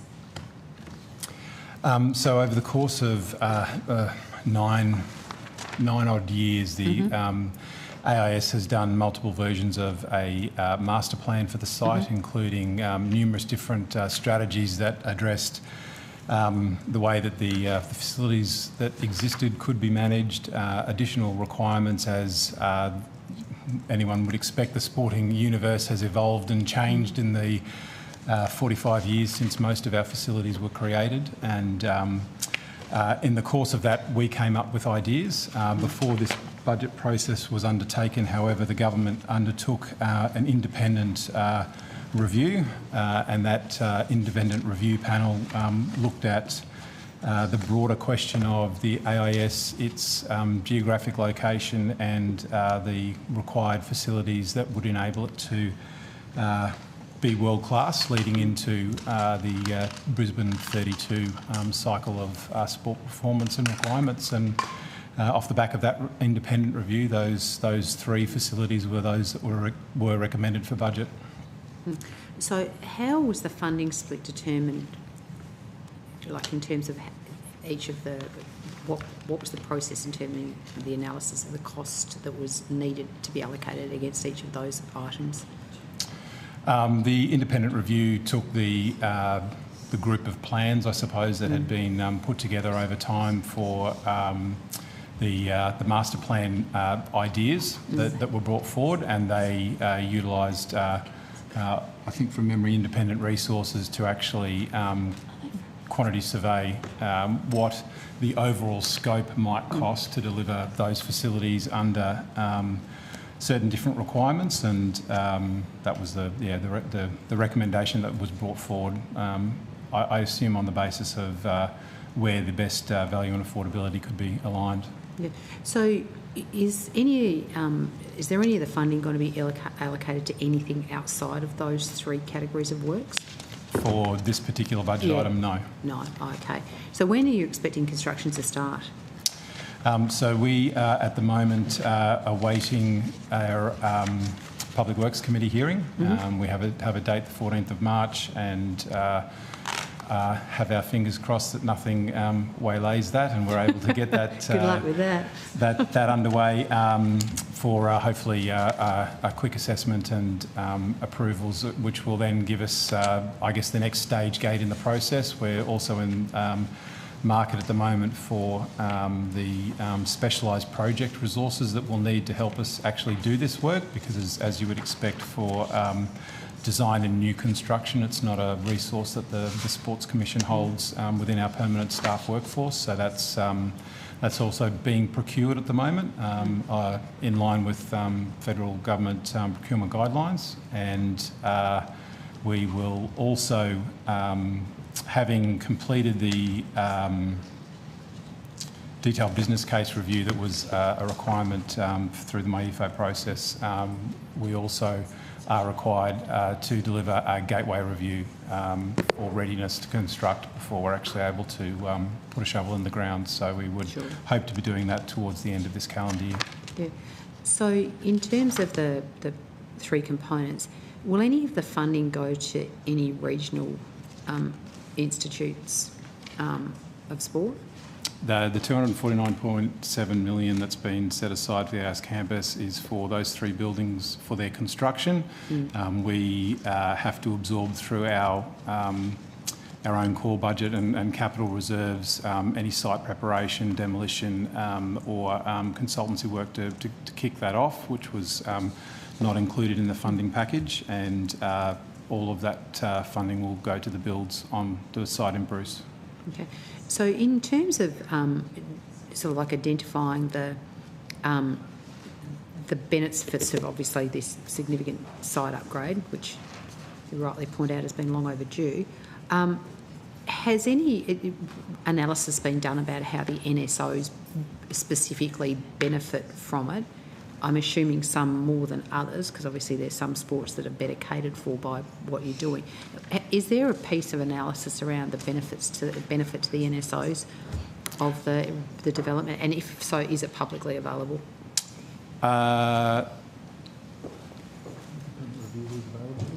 Particularly on a day-to-day basis as opposed to an episodic basis. Yes. Okay.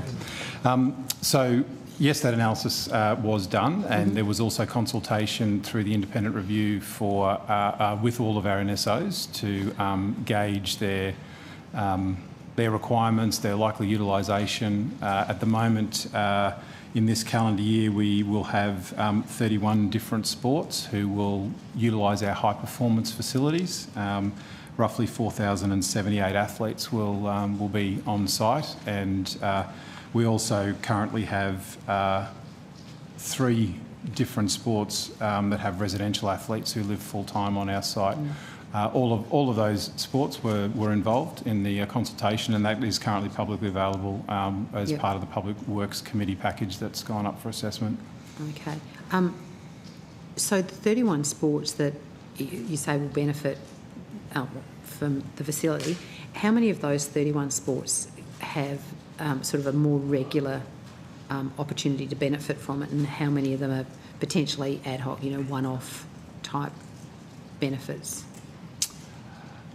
I don't have that exact detail in front of me, but certainly after the most recent Olympic and Paralympic Games and in preparation for the Glasgow Commonwealth Games in 26 and the Milano Cortina Winter Olympics next year, just less than a year away, all of the sports engage with the AIS to develop their what it takes to win strategic plans for the high-performance environment, and within those high-performance plans there is quite a lot of clarity at the operational level for the sports about competitions, camps, preparation programs that they'll go through, requirements for equipment, staffing, all of those sorts of things. They're quite detailed that each individual sport does for their own strategic purposes in preparation. The AIS, however, as part of our grant funding agreements for high performance sport, are involved in agreeing to the accountabilities of those strategic plans. And then within that, it's clear which sports will and won't include the AIS in their plans. There is very few, though, that are what you referred to as one-off. Most of the sports have repeated national camp programs that they run through our facilities, and then for individual athletes that might come in, it does vary depending on what the individual athlete requirement is. We run probably in terms of the most significant long-term individual athlete engagement outside of our residential programs. It's usually injury recovery and rehab, where athletes will come and spend, often months engaged in the work that's going on to help them with their recovery and their programs. I think what's probably also been an edge of shift since the last campaign, the standard capital works that we do within our normal operating budget. We have roughly $21 million a year of capital works for site maintenance and management. We've been working over the last 3 years now to make sure that work is targeted not only at the standard depreciation replacement cycle for things like HVAC and lighting and other things that just wear out over time and you depreciate on a 45-year-old site, there's a lot of stuff wearing out all the time, but also to upgrade support facilities that do actually need a little bit of help. So an example of work that we've just started is visual improvements through skylights and lighting in the volleyball training centre, as well as the replacement and renewal of a screen between two of the courts because the old screen had become unsafe. In the testing and training swimming pool, we've just recommissioned and got the force plates in that facility up and running again. Currently testing the software, and Swimming Australia will be bringing camps through to utilise that facility more regularly during this period, which in the lead up to Paris, other than day-to-day training Paralympic program which we had on site, the facility was not otherwise regularly used. So, two small examples. I could probably bore you with many more, but I appreciate there's lots of other questions tonight. Well, I was going to say, I'm thinking after a very long week, I'm probably not going to be thanked for that, neither will you. So just to be clear, given there's no other allocated funding allocated from this package to anything else, is the whole 249+ million been fully allocated to those three? Yes. Yep. Okay, cool. All right, can I ask some stuff around the Play Our Way grant round? That's you?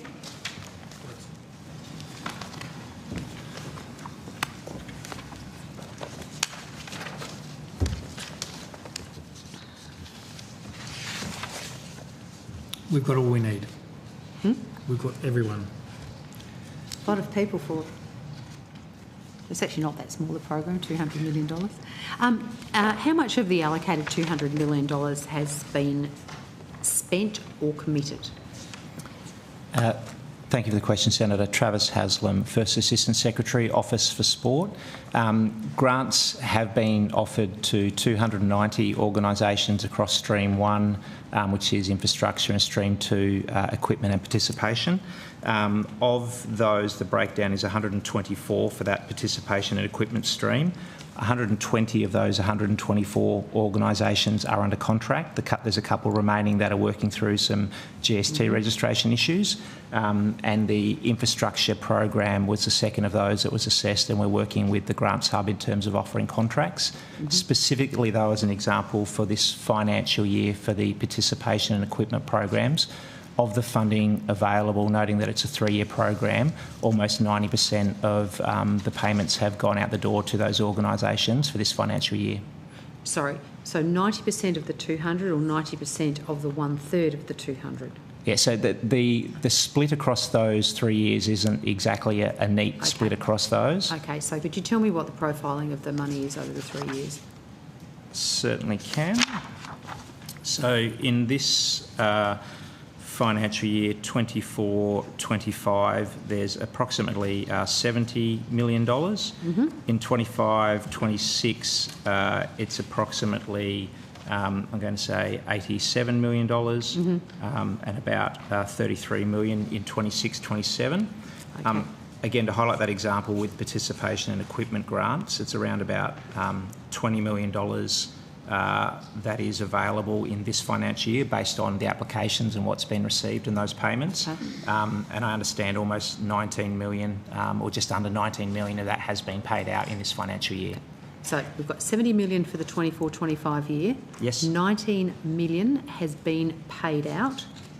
19 of the 20 for participation and equipment. Okay, so there was 20 for participation and equipment, and there was 50 for 50 for the facilities. Facilities. So 19 of the 20 has gone out the door, so it's committed, gone. Correct.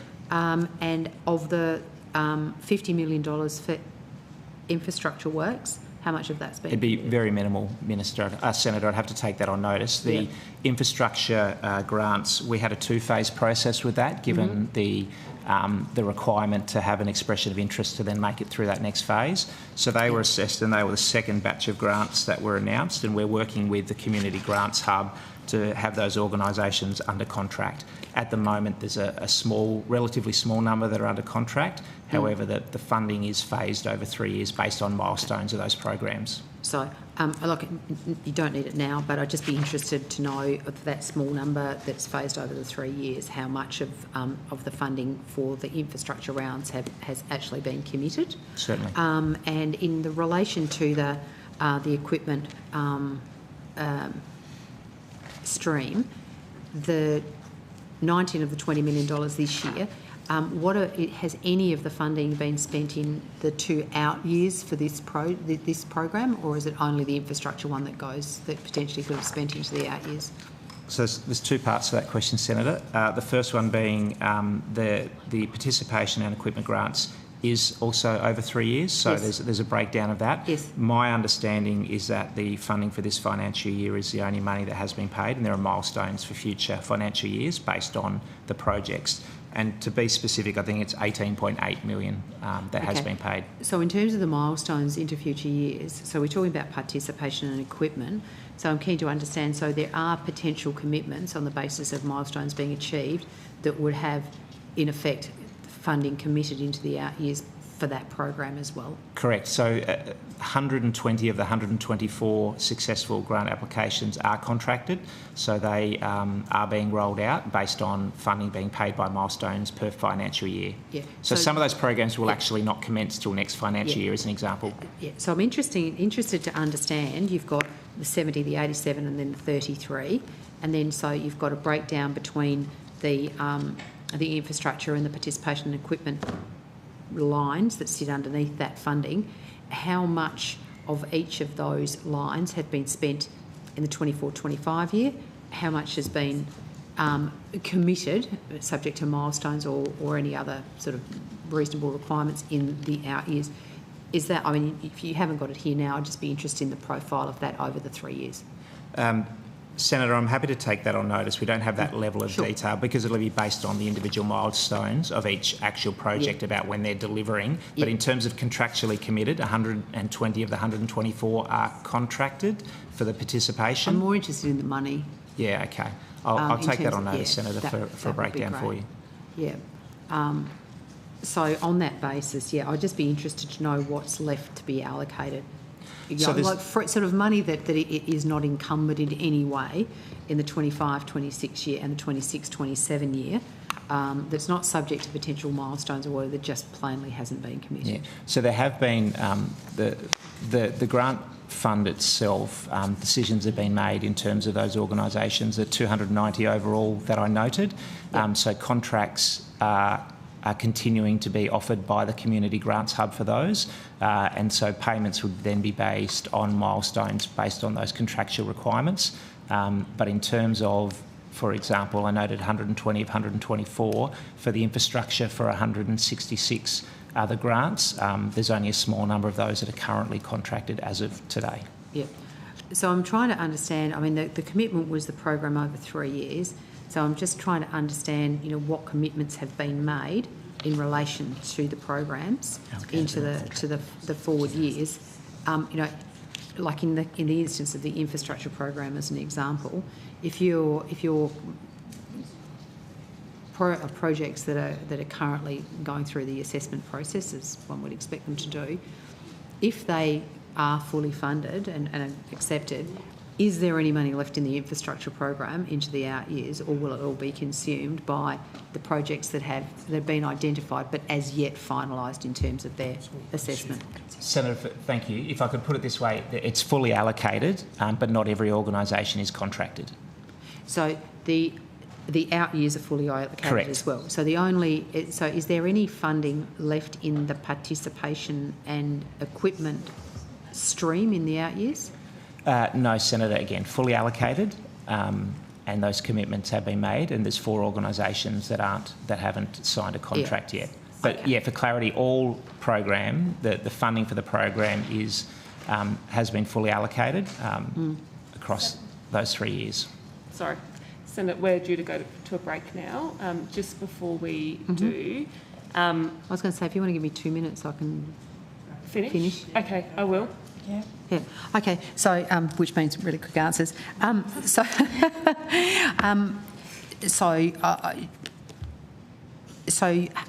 have all the projects that have received funding been publicly announced? Senator, the Community Grants Hub has a process as each of those organisations is under contract that they are published. So there should be 120 of those 124 for participation in equipment and a small number for the infrastructure stream that are published. So we haven't published a full list yet because we're waiting till they're contracted. No, but anything that's gone through the final process and got the tick off and it's ready to go, they have all been announced. Correct. Sorry, not announced. We have notified the organisations, and in terms of those contracted, those are published, yes. Okay, so if I wanted to go onto the website and have a look, I could see which projects have been approved and are finalised. Finalised, yes. Yep. Contract. Okay. Yep. Done. All the 8 organisations know they've been successful, but they may not have been a contract negotiation. When they finish the contract negotiation, it's published. Okay. So what I wanted just to understand is what if I wanted to go and have a look at the projects that have been successful under this program, am I able to do that? For all of those that are contracted, yes, they're published. Thank you. So no projects have not been announced that have finished the process, you've just said. And have you got a timeline when you expect to have all the remaining projects that have been received under this program announced? I don't have a specific time frame, Senator. However, we're continuing to work really closely with the Department of Social Services Community Grants Hub, sharing information with them constantly, and they're engaging directly with the proponents to finalise. I do expect it to be, over the next couple of months, but I can't speak on their behalf on how quickly they'll resolve those. Sure. And so the other thing is, and I'm sure you don't have this with you, is it possible to provide details of the location of all of the organisations and where these facilities or grants are being allocated? For clarity, Senator, would you like that by state, or how would you, what level of granularity? I'd like it by electorate. I don't have the information by electorate. I do have the information by state. I'm sure I can probably work it out. Okay, thank you very much, Chair. Great.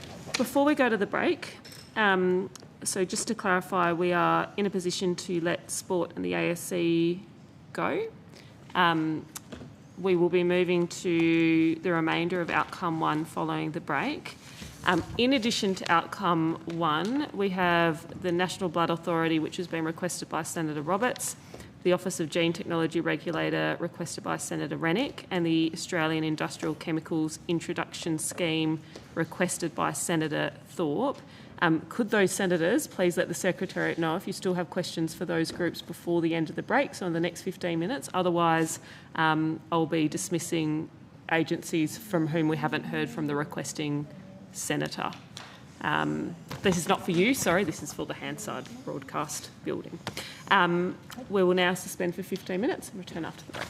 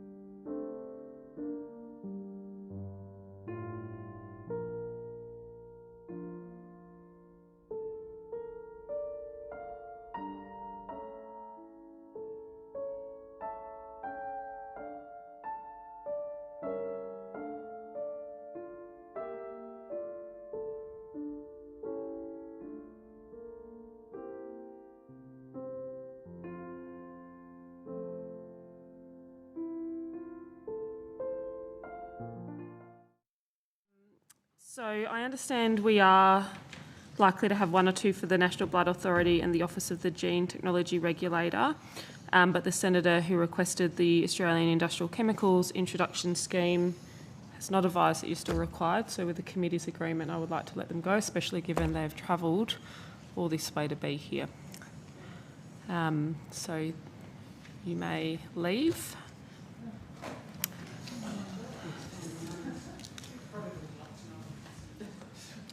Well, you wait for people to turn up. They don't turn up. that wasn't you. That was a different senator. It's annoying, embarrassing. I simply don't know what to say. Senator Rennick, you have the call though. Yeah, hi guys. I've got one question for the Infected Blood Authority, if that's all right. It's just a very quick one. You mean the National Blood Authority? Oh, National Blood, sorry. National Blood Authority, yeah.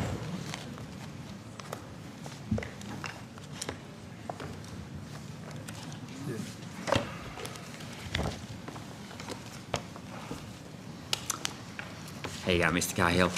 Just a quick question. I've got some people with hepatitis suffering from, because of the infected blood issue, and they deal with the Haemophiliac Foundation, and they've asked the Haemophiliac Foundation, who receives government funding, if it would be possible for them to investigate into the infected blood issue.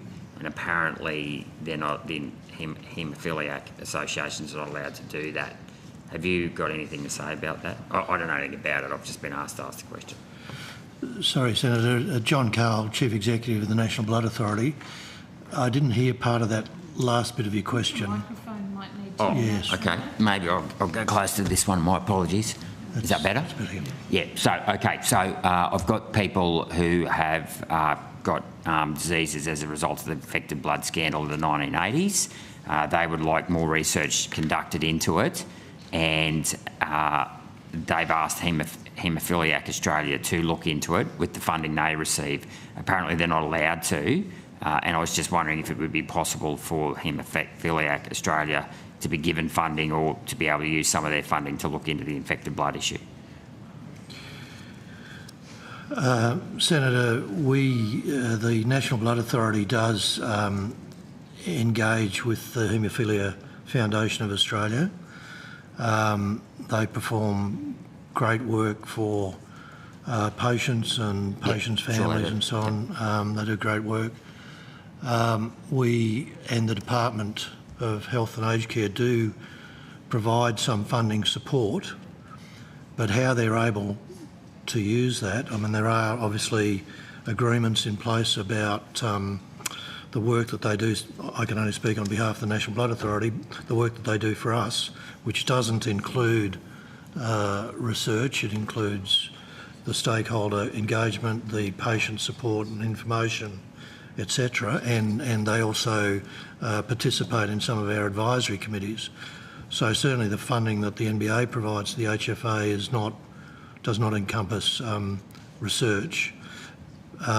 Whether the departmental funding does or not, I'm not too sure. I think the funding in both cases is provided by way of grants, so that's quite tight. And but they have some access to other funding as well that's not government funding. Right. So ultimately, I guess I'm saying in a very roundabout way, I don't know the answer to your question, because so it's ultimately a matter for the HFA. It's ultimately a matter for the HFA. Yeah, sure. No, I think you did answer it because you said they can't spend money on research. Is that... Well, I can't really comment on that because it's really a matter for their board and their constitution and okay, no worries. So on. Okay, fine. Thank you.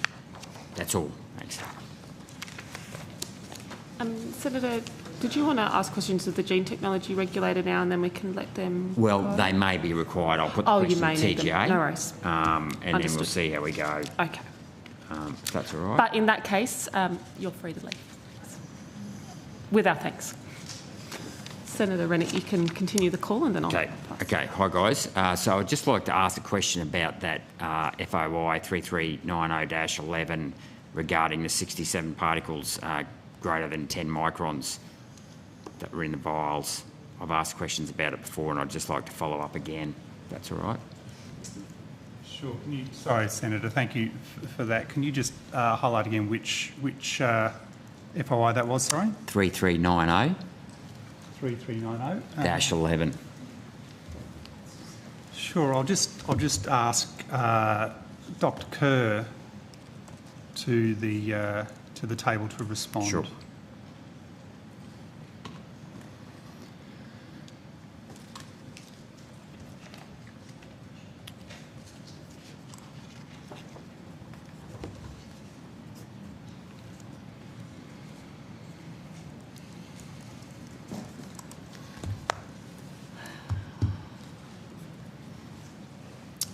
Dr. Lisa Kerr, Assistant Secretary, Medical Devices and Product Quality Division. Hi, how are you going? Good, thanks. So I asked you last time what those particles were that were greater than 10 microns. So just for context, the average dose, the size of the average dose was meant to be 30 microns. So this particular contaminant was potentially, well, at least a third the size of a potential dose, if not bigger. You said you didn't know what the contaminants were. How could you say, two questions, so how then do you know it's not DNA? And if it's not DNA, shouldn't you know what it is from a safety perspective before allowing it to proceed, given it's such a large portion of the actual dose? Thank you for the question, Senator. So we know it's not DNA because we have tested for DNA, and DNA is well within the acceptance criteria for those products. In addition, the preparations comply with the test for particles if the number of particles present in the tested dose does not exceed 6,000 per container, equal to or greater than 10 microns, and does not exceed 600 per container, equal to or greater than 25 microns. DNA is not that large. Okay, that's fine. So shouldn't you still know what those particles were? So the requirements in the default standards for Australia don't require that there's identification of the particulates. There are other tests to determine whether or not there are leachables and whether or not the preparations are sterile. Essentially, the particulates that are in injectables are three types. There's either intrinsic particles which come from the actual product itself. So, for example, preparations that have proteins in them can have aggregates of protein. That's acceptable. There are inherent particles that come from the manufacturing process. So, for example, if your manufacturing line has stainless steel in it, then you may expect some stainless steel particles. Or if you're filling glass vials, you may expect some glass particles in the preparations. And then there are extrinsic particles which come from other sources. So, for example, fibres from clothing. So you're saying could have been glass or steel? That's why we've got limits on them. There are very strict limits on the number and size of particulates that are allowed in injectables. It is globally recognised that it is not possible to make particle-free injections. But how does glass and steel get into the dose? If you've got bits coming off the manufacturing line, so that's why the manufacturers are required to test for it. Right, 67 parts. Particles. 67 particles greater than 10 microns. That's quite a lot of glass or steel, isn't it? They're very small and they're within the globally accepted acceptance criteria. Okay, no worries. Thank you. My next question is regarding an FOI that came out last year, 25058.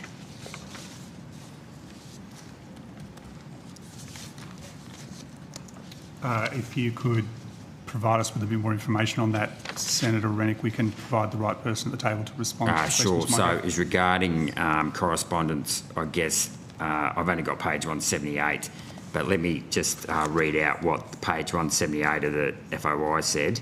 And so this was an email that was sent from someone presumably to HealthGov, and it was from someone in HealthGov. So someone went in the Health Department, emailed someone else in the Health Department, and they said that in regards to the integration issue, foreign DNA can integrate into chromosomal DNA in the absence of integrase, an enzyme, in cells, mammal cells. This comes from the DNA damage repair literature, where breaks in DNA are repaired through processes called non-homologous and joining or recombination. exogenous DNA can potentially be incorporated using these processes. So thank you for clarifying that, Senator. We're familiar with that account of an internal discussion between scientists. I think Dr. Kerr is in position to comment. Thank you. I just build on what Professor Lawler said. So we have robust internal discussions around issues that are brought up with us, and indeed we recognise that there is the possibility, but what is left out of the social media focus around that particular FOI is that there is also a comment in that document that says that for integration of the DNA to occur, then there would need to be a series of highly improbable events. And indeed, now that we've had 50 years of experience with biotechnology products and over 13 billion doses of the mRNA products, there is not a single report that has actually ever happened in real life.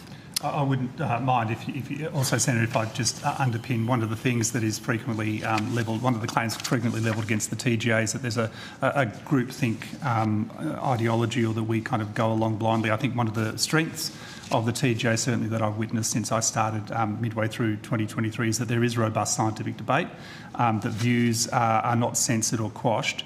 And in fact, I think the Australian public would expect us to be having those conversations. And it is challenging, I think, to respond to a single view from a single correspondent taken out of context when it was actually in the context of a much broader conversation as well. Okay, thank you. So then Can I just add on to that? The final consensus view appeared in our media statement on the 18th of October. That is the final view after all of the internal scientists had their discussion. Okay, thank you, because I'll then go to the patent that Moderna used and issued. So this is, the number, it's US 2019-024317, but I'll read it out to you because I know you haven't got it in front of you. The direct injection of genetically engineered DNA, i.e. naked plasmid DNA, into a living host results in a small number of its cells directly producing an antigen, resulting in a protective immunological response. With this technique, however, comes potential problems, including the possibility of insertional mutagenesis, which could lead to the activation of oncogenes or the inhibition of tumour suppressor genes. So in other words, they're saying that the use of naked plasmid DNA can potentially lead to cancer. So it's not a one-off view, that particular email. The makers of Moderna, the producers of them, actually admit that there is a risk that cancer can occur from this. So what do you have to say to that? So what I would like to say to that is that we have answered that question at least 18 times before. I've just read out all of the previous answers. We've answered that in SQ23001075, SQ23001111, SQ23002047, SQ23002048, SQ23002050, SQ23002051, SQ23002089. Okay, so you don't have to, I just would like to know what you have to say to that. You can just verbally state it here. So Moderna and global regulators recognise that naked DNA in high concentrations does present a potential risk, a theoretical risk. These conversations have been held with regulators since at least the 1990s. There is a very solid framework for regulators and pharmaceutical companies around minimising that risk. That includes digesting the plasmid, so there isn't full plasmids in any product, and after the plasmids are digested or broken up, they are then filtered out. I'll also add that the Moderna product doesn't have any oncogenes in it, and that their product has well within the global regulatory limit of residual DNA. Okay, thank you. And also, I just need to add, sorry, I'll just reiterate, there's been 50 years of experience of residual DNA in biotechnology products and 13 billion doses, so that means 13 billion opportunities for this to happen in real life, and there isn't a single report. Okay, so I'll then go to the next thing. So despite the, obviously there's acknowledged potential risks here, both from Moderna, the maker of... they're theoretical and they're very small. I've heard you out, please. So, and then there's an email here that indicates there's also a risk. Why then, given these risks were known at the time, didn't carcinogenic testing, why wasn't it actually performed before the rollout of the vaccines. So can I clarify, Senator, when you say there's an email that indicates that there's risk, is that an email? Well, that's the one I read out to you before. Oh, okay. I do think that we actually addressed that was a process of internal conversation. That was not the declaration or confirmation of a validated risk. Well, it seems suggested. Anyway, so residual DNA is evaluated before the products are approved. That is actually part of the evaluation process. You say this technology has been around for 50 years. This is the first time that the DNA was put inside lipids to go inside a cell. That's never happened before. It's lots of testing, I acknowledge, but not actually rolled out into real life. There are well-characterised systems within the cell to break down exogenous DNA. They're well-categorised, well-known. Okay, so back to the question, given that the potential risks that were identified by Moderna, and this conversation seems to suggest that exogenous DNA can potentially be incorporated using these processes, or you can have homologous recombination, so i.e. the DNA inserted into the body's cells via the vaccine can recombinate with existing DNA. This is what's acknowledged here as a risk. Why wasn't carcinogenic testing done given the potential risks involved with the vaccine? Just before Dr Kerr comments on that, I think I need to be really clear around this, Senator, is that you are drawing a line of evidence that is taking you to a conclusion, I think, that you're asking us to refute or confirm. You are, for that purpose, relying on a single email within a long chain of conversation, which is a conversation between scientists, which is clarified within the broader context of that email, that this requires a series of significantly improbable steps, and the result of that conversation was a consensus. This is not something that's happened. We have a long series of processes which leads to our determination of the safety of these vaccines. One includes, as Dr Kerr has highlighted, the fact that you keep talking about the incorporation of naked DNA. We're talking about the introduction of lipid-based mRNA. Yep. We have processes of manufacture that cleave and remove that DNA. We go through a process of testing against globally recognised and accepted standards, and the batches have met that. And we go through a process of intensive pharmacovigilance, and as I've mentioned previously, and I suspect we'll mention a number of times again tonight, yep, the COVID vaccines have been the most scrutinised medicines rolled out in Australian history. And as Dr Kerr has mentioned, over 50 years of, regardless of the delivery mechanism, over 50 years of biotechnology using these technologies, we have not seen integration to human DNA. On that basis, I'll ask you to add to the response. Okay. I think I can't add to that response. That was covered. So then I'll quote another study because I've got plenty of evidence, so I can keep going. I just wanted to keep it short. So there's been another test conducted at FDA's White Oak campus in Maryland, found that residual DNA levels exceeded regulatory safety limits by 600 to 470 times. So what do you have to say to that? Okay, so can I be really clear? As you say, there are a lot of studies that look at this. Can I just clarify which study you're citing? The authors? I don't have it in front. Okay, so I'll have to get the authors. Sorry, I don't have it in front of me. Is it the one that was performed at White Oak Laboratories? Yeah, that's the one. Okay. Yeah, it's sort of read out. So that was by Wang, Kim and Kim. It's actually a well-written article and was published in the Journal of High School Science. Yep. So one of the challenges that we have, and it is cited as an FDA-sponsored or an FDA-associated or an FDA-validated study. And again, I think this goes to the issue of taking the individual findings from studies out of context and representing them as some kind of smoking gun. The FDA has made it very clear that they do not own those results. In fact, they have said in the public and to us, the information and data presented in the study you reference does not belong to the FDA and is not the agency's to disclose. Please see the disclaimer at the end of the work. Additionally, the FDA does not comment on individual studies. Okay, so thank you. So I would go on to say, based on a thorough evaluation of the data and information submitted, because I think if the FDA's association is taken as a measure of credibility or validity, this is important.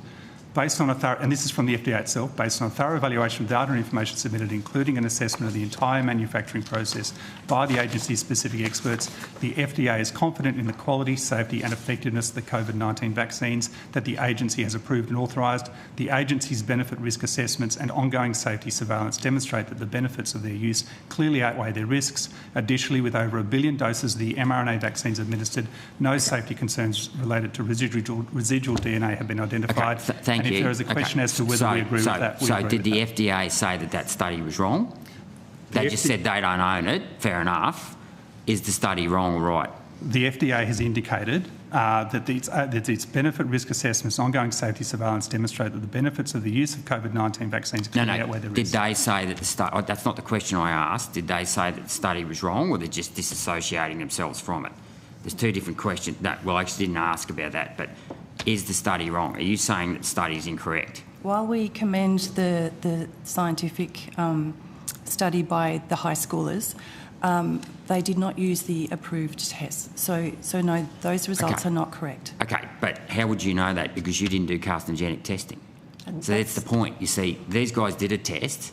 You're saying it's not correct, but that's still more than you ever did. So can I clarify just so I can be really clear? When you say the students know this because they did the test, and we didn't do carcinogenic... Yeah, no, that's what your So what did they assessment test for, reports are. Senator? I'm not clear. Well, I'm just reading what they found. They found that they had high levels of DNA. They found no carcinogenicity. They found no increase of tumour incidence. They found no increase of... Well, wait a minute. They found high levels of DNA, which yourself in this discussion has acknowledged that recombination can occur, that Moderna themselves acknowledged that you can actually have mutant,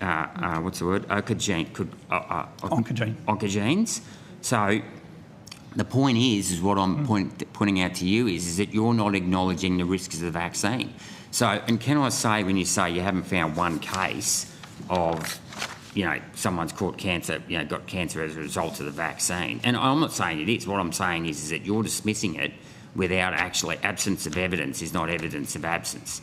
And that's my point to you. Your own product assessment report says it, that you didn't do carcinogenic testing, etc. Genotoxicity testing, longitudinal testing, testing on people who was immunocompromised, and you keep defending a vaccine that you didn't properly do proper testing on. And we've got death rates of increase of thousands of people. We've got an autopsy report that you didn't report on. You didn't follow the advice from it. You keep defending your behaviour and your lack of quality assurance, and I'm going to keep calling you out on it. Oh, at this one, I'll allow Professor Lawler to respond. You've had the call for about 20 minutes and there's two other senators waiting, so I'll need to rotate. But Professor Lawler, if you respond, and then I'll come to you, Senator Askew. Professor Lawler. Yeah, sorry, thank you, Chair. And Senator, you are more than welcome to, obviously within your right, to ask the same questions, and we will provide the same answers because they are in defence of an appropriate and globally recognised and consistent safety and quality process. I would highlight that I think you're making also a false equivalence to say that we can't confirm or deny what these high school students found in their testing because we haven't done carcinogenicity testing. Carcinogenicity testing is not a test for DNA. We have done testing for DNA. We have undertaken very clear batch testing. We've taken that test, we've tested against the accepted levels of 10 nanograms per dose. We have found that they are lower than that threshold, so we're comfortable that we have refuted the findings of the students. The carcinogenicity is a separate issue. I think that you're conflating the two. Okay, that's fine. Thank you, Professor Lawler. I'm coming to Senator Askew, then I believe we have Senator Roberts online, and then if there's time at the end of that, I'll come back to you, Senator Rennick. Senator Askew.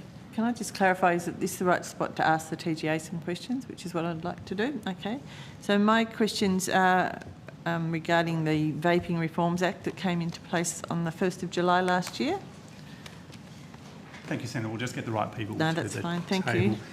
Can I clarify though, Senator, if I may? Sorry, Chair. We do have two elements to the vaping reforms. One is the policy element, one is the regulatory element. Would you like both? So it's probably more the outcomes of the actual, so I'm going to be asking for both. I'll say both. Okay. You'll cover it that way. Just to save them the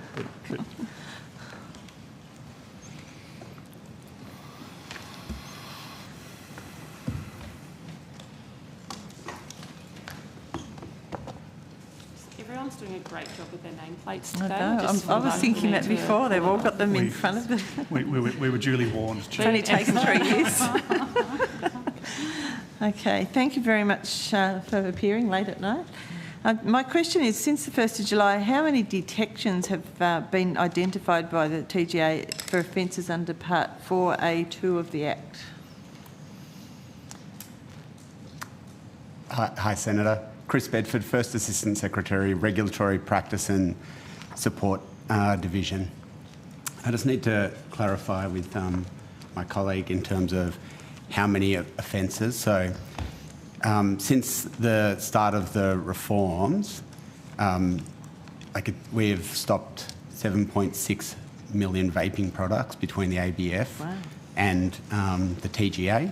So, that's a huge number there. There's been a lot of action that we've been taking as well. So there's been 26 joint operations between us and the states and territories. There's two civil cases that are currently before the courts. There's been 47 infringement notices totalling $913,530. We've issued 392 advertising warnings. We've issued 22 advertising infringement notices totalling $232,872.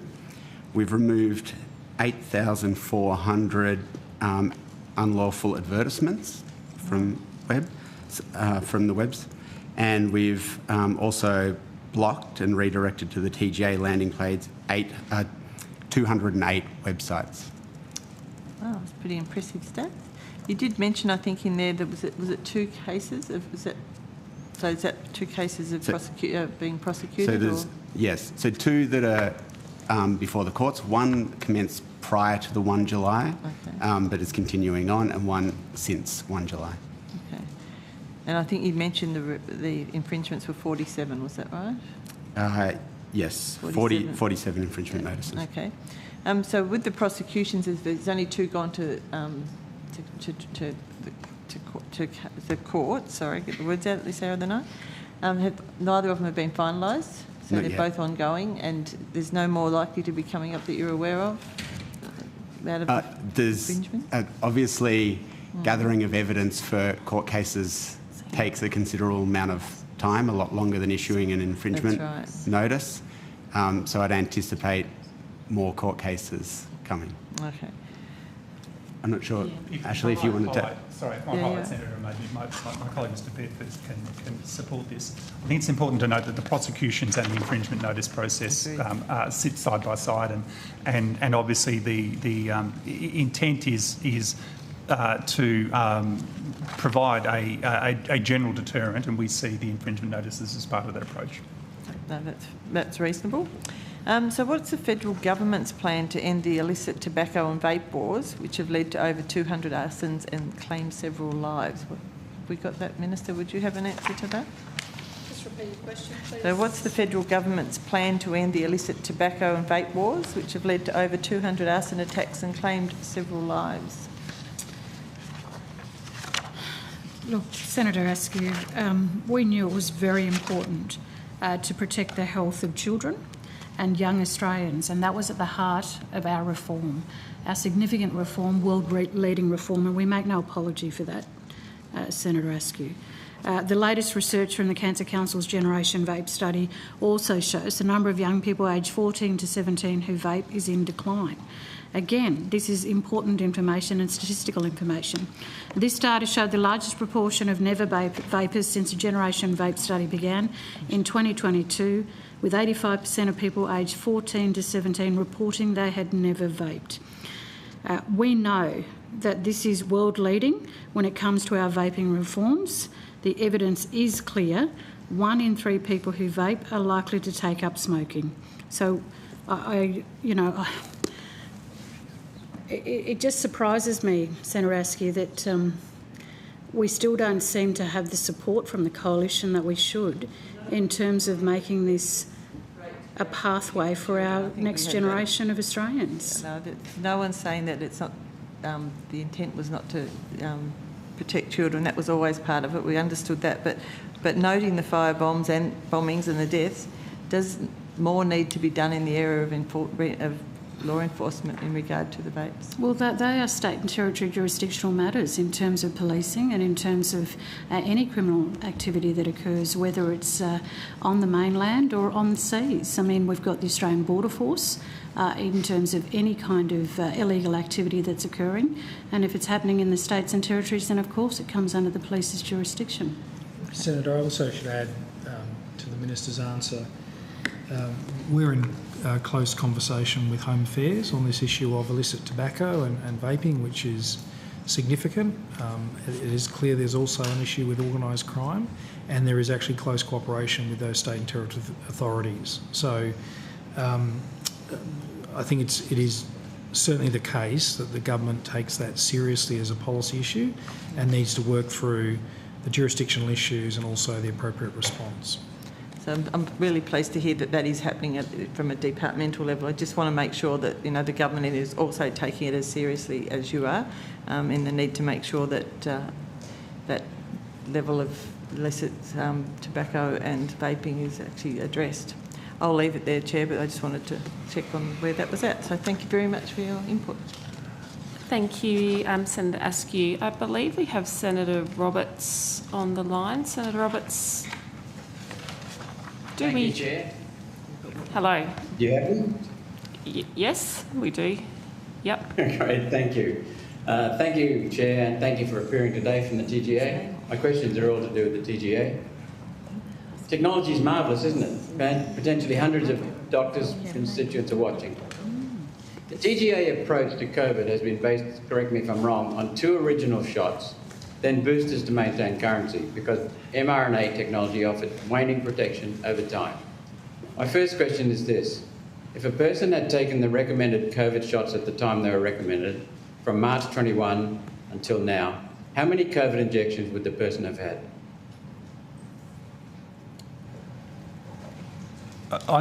Thank you, Senator. I'm not sure necessarily whether that's a TGA question. The role of the TGA is very much to... Sorry, Senator?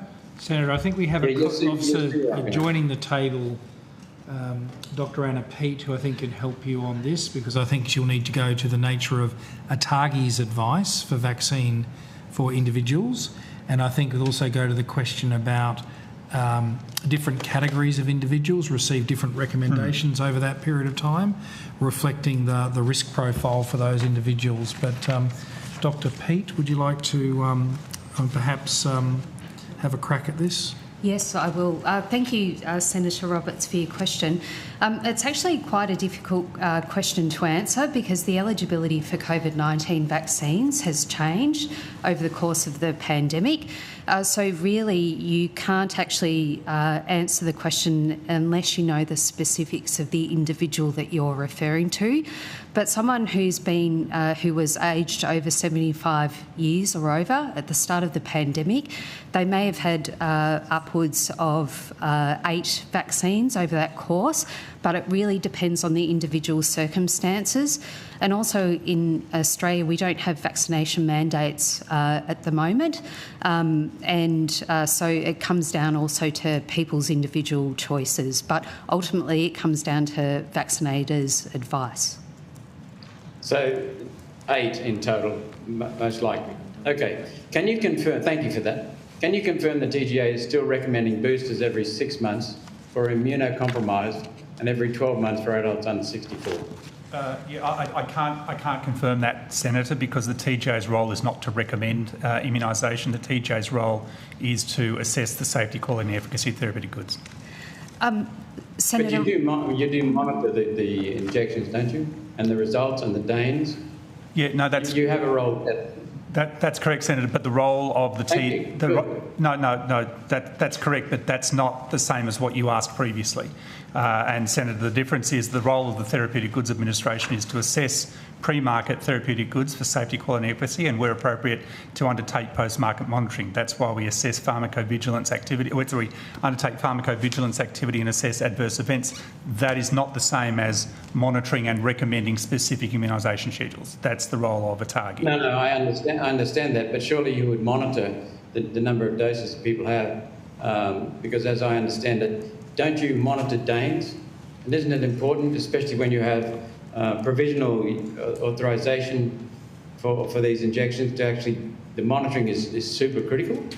Thanks, Senator. As I think we provided previously, the vaccines that we're discussing are not provisionally registered. They've transitioned to full registration. But as I said, the role of the TGA is to monitor adverse events as and when they occur and are reported. Thank you. Good. Last week, I understand that Yale School of Medicine released a preprint of a study titled Immunological and Antigenic Signatures Associated with Chronic Diseases After COVID-19 Vaccination. That study found that spike proteins remained resident in patients who had received at least one COVID vaccine for, in one case, 709 days and counting. When did the TGA realise that spike proteins from the mRNA technology could stay in the body for years? Thanks for that question. Can I just clarify, because as I've previously indicated, Senator Rennick, there are quite a lot of studies out there. Is that the Bhattacharjee article from Yale last week? I don't know. I think it is. Last week, okay. Yale School of Medicine released a preprint of a study titled Immunological and Antigenic. So thanks for that, Senator. So that is, as you say, an article in preprint. I just would like to reflect on that article. The first line of the abstract reads, COVID-19 vaccines have prevented millions of COVID-19 deaths. And I'll just read from the intro, which is, the rapid development and deployment of COVID-19 vaccines have been pivotal in mitigating the impact of the pandemic. These vaccines have significantly reduced severe illness and mortality associated with SARS-CoV-2 infection. Additionally, vaccinated individuals experience a lower incidence of post-acute sequelae of COVID-19 or long COVID, thus highlighting an additional potential benefit of receiving the COVID-19 vaccines. Now, it might seem like I'm not answering your question in reading those first few lines out, but I think it's really important that a feature of the public debate on this matter has been the convenient picking out of individual findings from papers. So I think it's really important to note that. In terms of the paper itself, it was a small study with 42 cases that reported post-vaccination syndrome after COVID vaccination and 22 controls with no symptoms. There are some challenges with the article. There were a very small sample size, which included insufficient subgroup numbers to adequately assess the effect of previous infection. There was a lack of analysis of potential confounders such as other medical conditions and medication use, and a lack of standardised case definition for PVS, noting that the symptoms of PVS are general and associated with a range of other conditions. So I think that there is some really interesting information in that article. I particularly like the introduction, where it clearly indicates the benefits of vaccination, but I also would say that it is challenging potentially to draw too much of an inference from its findings. So, Professor Lawler, I don't know which question you answered, but let me ask my question again. When did the TGA realise spike proteins from the mRNA technology could stay in the body for years? Thank you. Senator, we will inform you when we have evidence that that is the case. So you're not aware of it at the moment? We will inform you when there is evidence that is the case, that spike protein persists in the body for years. I think one of the things that is most notable... Sorry, Senator? Let's move on then. You've answered the question. For clarity, if a person has spike protein in their system years after injection, something must be making that spike protein, renewing it in their system. Is that correct? I might ask Professor Langham if you would like to respond to that. Professor Langham, our Chief Medical Advisor. Thank you, Senator. Professor Robin Langham, Chief Medical Advisor of the TGA. I think what Professor Lawler is trying to say is that we are not aware of any robust evidence that supports the presence of spike protein being in the system of recipients of the COVID-19 vaccine for years. When we do undertake reviews of relevant studies, and I might add this is an ongoing process that the TGA undertakes for every single product that is registered on the ARTG, our robust and thorough review of evidence is such that should there be a finding that we would consider scientific, then absolutely would be accepted. That is the case for the question that you're asking. We are not aware of any scientific and robust findings that demonstrate prolonged circulation of spike protein in the human body. Okay, let's continue. If a person already has spike protein in their system and they need more mRNA technology, more spike proteins, and for that person those are long-lived as well, could there be people walking around with dangerous levels of spike protein as a result of following ATAGI's guidelines? Surely you considered this. Look, thank you for the question, Senator. As we discussed previously, one of the roles of the TGA is to undertake ongoing post-market pharmacovigilance. And as a result, we continually receive and accept reports of adverse events. We use those to work towards the identification of safety signals. So we take more of a phenomenological approach to identifying risky safety profiles, and as has been highlighted previously, we're firmly of the view that the risk-benefit ratio of these vaccines is overwhelmingly positive. Let's continue. The Yale study examined 64 vaccinated subjects. So 1 in 64 retained spike, in this case, for almost 2 years and counting. Extending that sample to Australian consumers, doesn't it indicate certainly tens of thousands of Australians are dealing with spike protein build-up in their body? Does that concern you, or even that possibility concern you?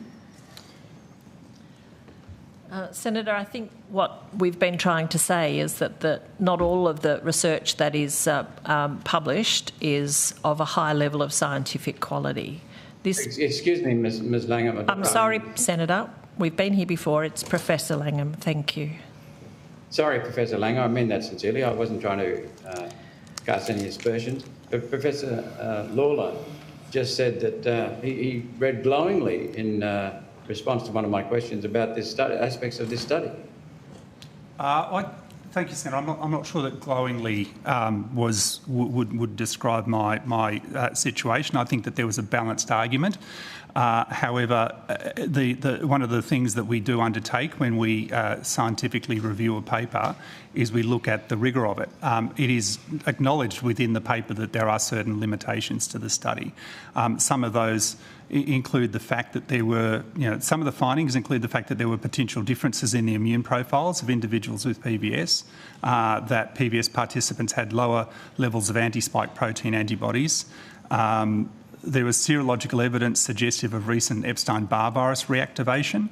But I think it's really important that, and it's actually quite challenging to convey this in this forum, Senator, but the presence of a study saying something should not be taken as meaning that without a rigorous and robust analysis of the rigour of that study. It's important to note that this was a small case study. There were 42 cases and 22 controls. And what that means is the ability to extrapolate from that in the way that you suggested is actually really limited and potentially misleading. I don't mean it's deliberately misleading. It can lead to misleading outcomes. So let me understand from the previous Senate estimates and from this one, are you saying the spike proteins are harmless?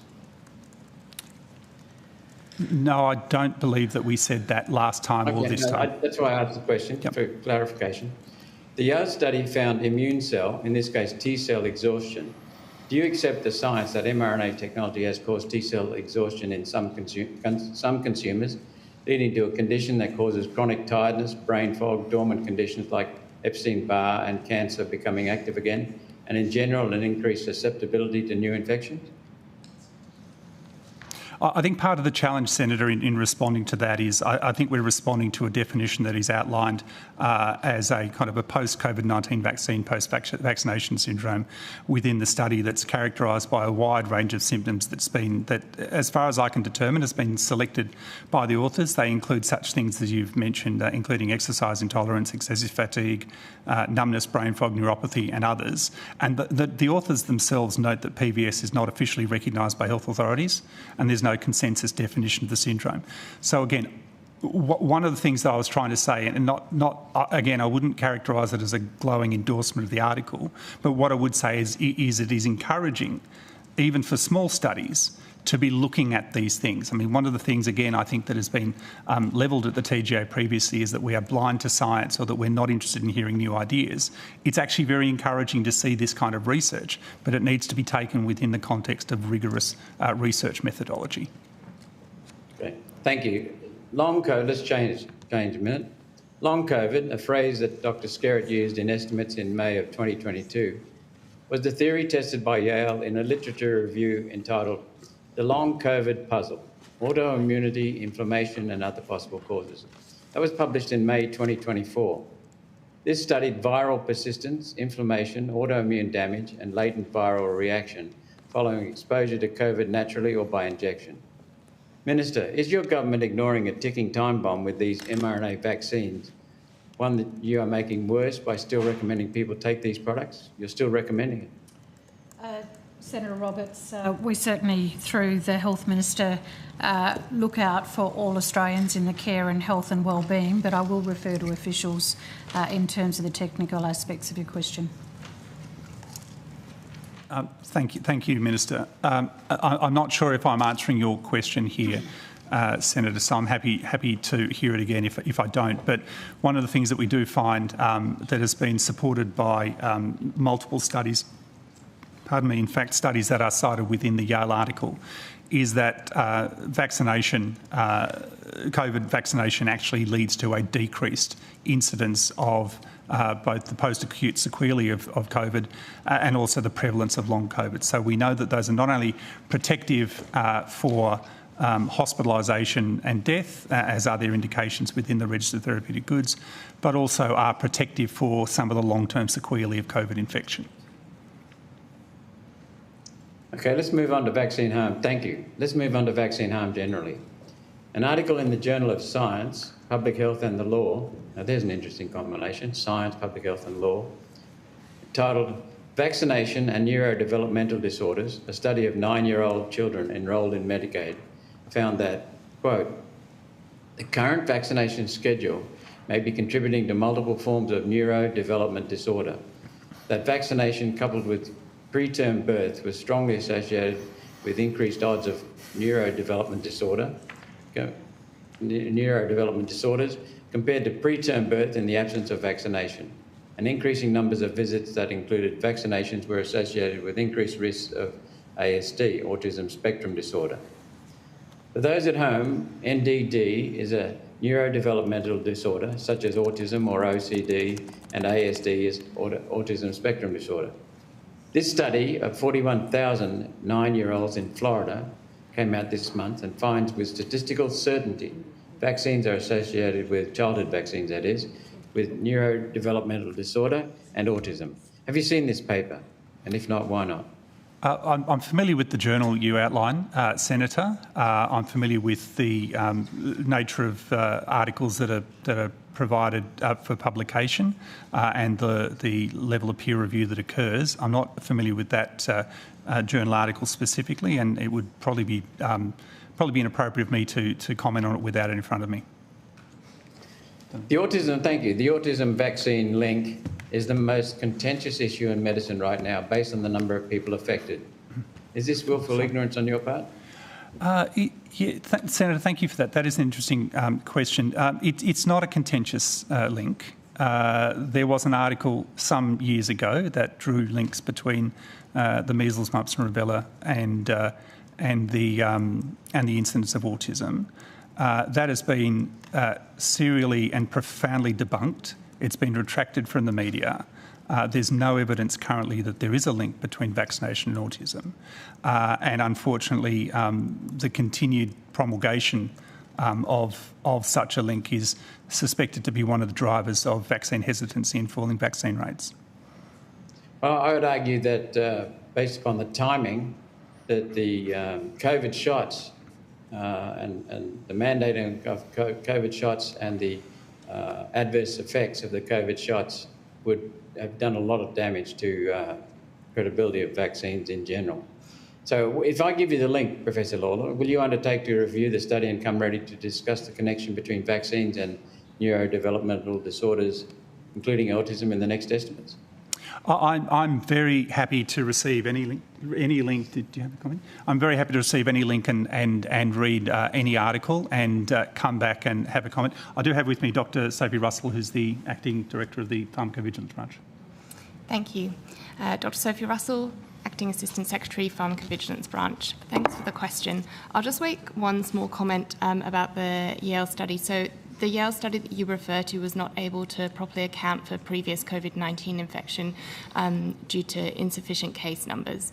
We would, of course, be happy to provide on notice a broader critical analysis, but I'll reinforce what Professor Lawler has said, that to date the TGA has not found a causal association between any vaccination and neurodevelopmental disorder, and I would like to reassure you that we are continually monitoring for those particular adverse events in COVID-19 vaccinations. Well, in that paper, I've seen a graph. Thank you. It's entitled Vaccination and Neurodevelopmental Disorders, a study of 9-year-old children enrolled in Medicaid. ASD, the multiplier is 3.14 times. The vaccinated have 3.14 times more ASD than the unvaccinated. The hyperkinetic syndrome, it's 3 times. Epilepsy or seizures, it's 4.2 times. Learning disorders, it's 9.8 times, almost 10 times. And encephalopathy, did I pronounce that well? Yes, 7 times. And at least one of the listed neurodevelopmental disorders 4 times. So let's move on. Senator, I understand from Senator previous... Roberts, just before you do, in a couple of minutes, I'll just be seeking to rotate the callers. I understand Senator Rennick has more questions, so you still have the call, but I'm just giving you some early warning that I'll be seeking to rotate in a few minutes. Thank you, Chair. I understand from previous testimony that the TGA has a lab with more than 100 staff, which is a lot. So can you tell me what steps you have taken to monitor spike protein activity amongst Australian consumers of the mRNA technology used in COVID? I'll ask Dr. Kerr to join us at the table. I would argue, however, that I would probably contest the comment that that's a lot of staff. We have staff that are appropriate to the role of ensuring qualities and standards within our therapeutic goods. So, I wasn't casting aspersions that way, Professor Lawler. I was saying that's a lot of staff to do some of the work that I've raised. We have a lot of work to do, Senator. So I think it's quite appropriate to the numbers. Dr. Kerr. Thank you, Dr. Lisa Kerr, Assistant Secretary, Medical Devices and Product Quality Division. May I have the question again, please? I understand from previous testimony the TGA has a lab with more than 100 staff. So can you tell me what steps you have taken to monitor spike protein activity amongst Australian consumers of the mRNA technology used in COVID? Thank you for the question, Senator. The subject of our testing is actually the vaccine itself, so we have spent a lot of time ensuring that the vaccine complies with the quality requirements. We do look at the expression of the protein from the vaccine in vitro, but we do not take samples from Australians to test for the COVID spike protein. That is not our role. So you don't monitor it that way? We're not a pathology laboratory, we don't take samples from Australians, from humans. So have you been the answer to my next question, have you been actively testing people to check spike protein levels and to test for antigens indicating myocarditis, Guillain-Barré, Epstein-Barr, which is also called herpes 4, and the other 1,240 other known side effects of mRNA technology as provided by Pfizer? Have you been testing for anything to do with that? These are known things from Pfizer, known adverse events. Have you been testing? Thank you for the question, Senator. I might defer to my colleague, Dr. Russell. So, as Professor Lawler has highlighted earlier, we take a broader approach to post-market safety issues. So, published literature, clinical testing, that's all part of our assessment. When we are looking into safety signals in the post-market space, we're looking at that in the Australian context. We are looking at the number of cases that are reported to the TGA, the number of cases that are reported to the World Health Organization database. We're liaising with our international comparable regulators and looking at published literature. So there's a variety of areas that we look to consider the strength of the evidence between a clinical condition and vaccination, and that informs our regulatory actions. Well, thank you. But how do you know about the incidence if you're not actually testing? Sorry, the incidence of clinical episodes. Adverse events, yeah. Actively checking people for spike protein levels. Just to clarify, I'm not aware of any evidence that correlates spike protein levels with a clinical syndrome or diagnosis. What we are looking for in the post-market space is clinical symptoms or conditions that are caused by the vaccine. Wow, thank you. Yeah, so if I could just add to that, if I may, Senator, I think we've been we've endeavoured to be clear previously, and I won't on this occasion read out the squans that we've answered, that our pharmacovigilance program, in keeping with the standard and accepted practice of regulators around the world, is based on clinical adverse events. As Dr. Russell's highlighted, there is not a correlation currently that is identified between spike protein levels and clinical events. So our adverse event monitoring process, our pharmacovigilance process, in keeping with the actions and practice of regulators globally, is to respond I'll get it around the right way, is to capture, analyse, understand and, where necessary, respond in a regulatory fashion to safety signals identified through clinical events. So those clinical events are identified. As I've mentioned, we have many, I don't have the number in front of you, but certainly over 100,000 events that are of variable severity that we have analysed, responded to and made significant regulatory changes to in response to that. So the clinical approach that we take to adverse event monitoring is entirely in keeping with the pharmacovigilance practices of global regulators. Thank you, Professor Lawler. So you don't do testing, but AHPRA, and so you presumably rely upon adverse events notifications. AHPRA have ensured those reports were not made. You can't possibly be relying only on the few doctors with the courage to stand up against AHPRA, or was rare the outcome you worked backward from? Did you just assume it was rare and work backwards to justify it? Yeah, it's unfortunate, Senator, that AHPRA isn't here to respond to that. I think it's pretty clear that... It's well known. Sorry, Senator, what's well known? It's well known that AHPRA have been suppressing doctors' voices. I would make the distinction, if I may, and again, AHPRA is not here to respond and defend itself against that comment, but I would make it clear that I think what you're characterising as misinformation around vaccine and the disease is very different to the reporting of adverse events. And I would also contend, Senator, that the volume of adverse events we've reported would indicate that the threshold for reporting adverse events is quite low, and that's exactly where we want it to be. We want to be detecting adverse events. Senator Roberts, I am due to rotate the call, but if there's time, we'll come back to you. Just on that, just looking at the clock, we've got about 25 minutes, so can I just get an indication of who has further questions? Senator Rennick? Senator Kovacic and Senator Roberts, do you have further questions? Yes, please, Chair. Okay, so with your agreement, we'll do just under 10 minutes each, so I'll give you a hustle about 8 minutes, okay? Senator Rennick. Thanks, Chair.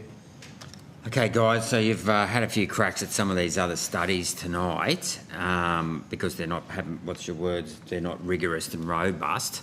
I would have thought the 1,000 reports that were sent to you of death would be a very good study to undertake in terms of looking at, you know, whether or not these reported deaths, as well as 140,000 reported injuries, that would be a good place to start your study in terms of safety. Of the 1,000 reported deaths that were given to the TGA, how many did you actually follow up on? So, thank you for your question, Senator. The TGA ensures that every fatal adverse event that's reported to the TGA following a vaccination is reviewed by a healthcare professional.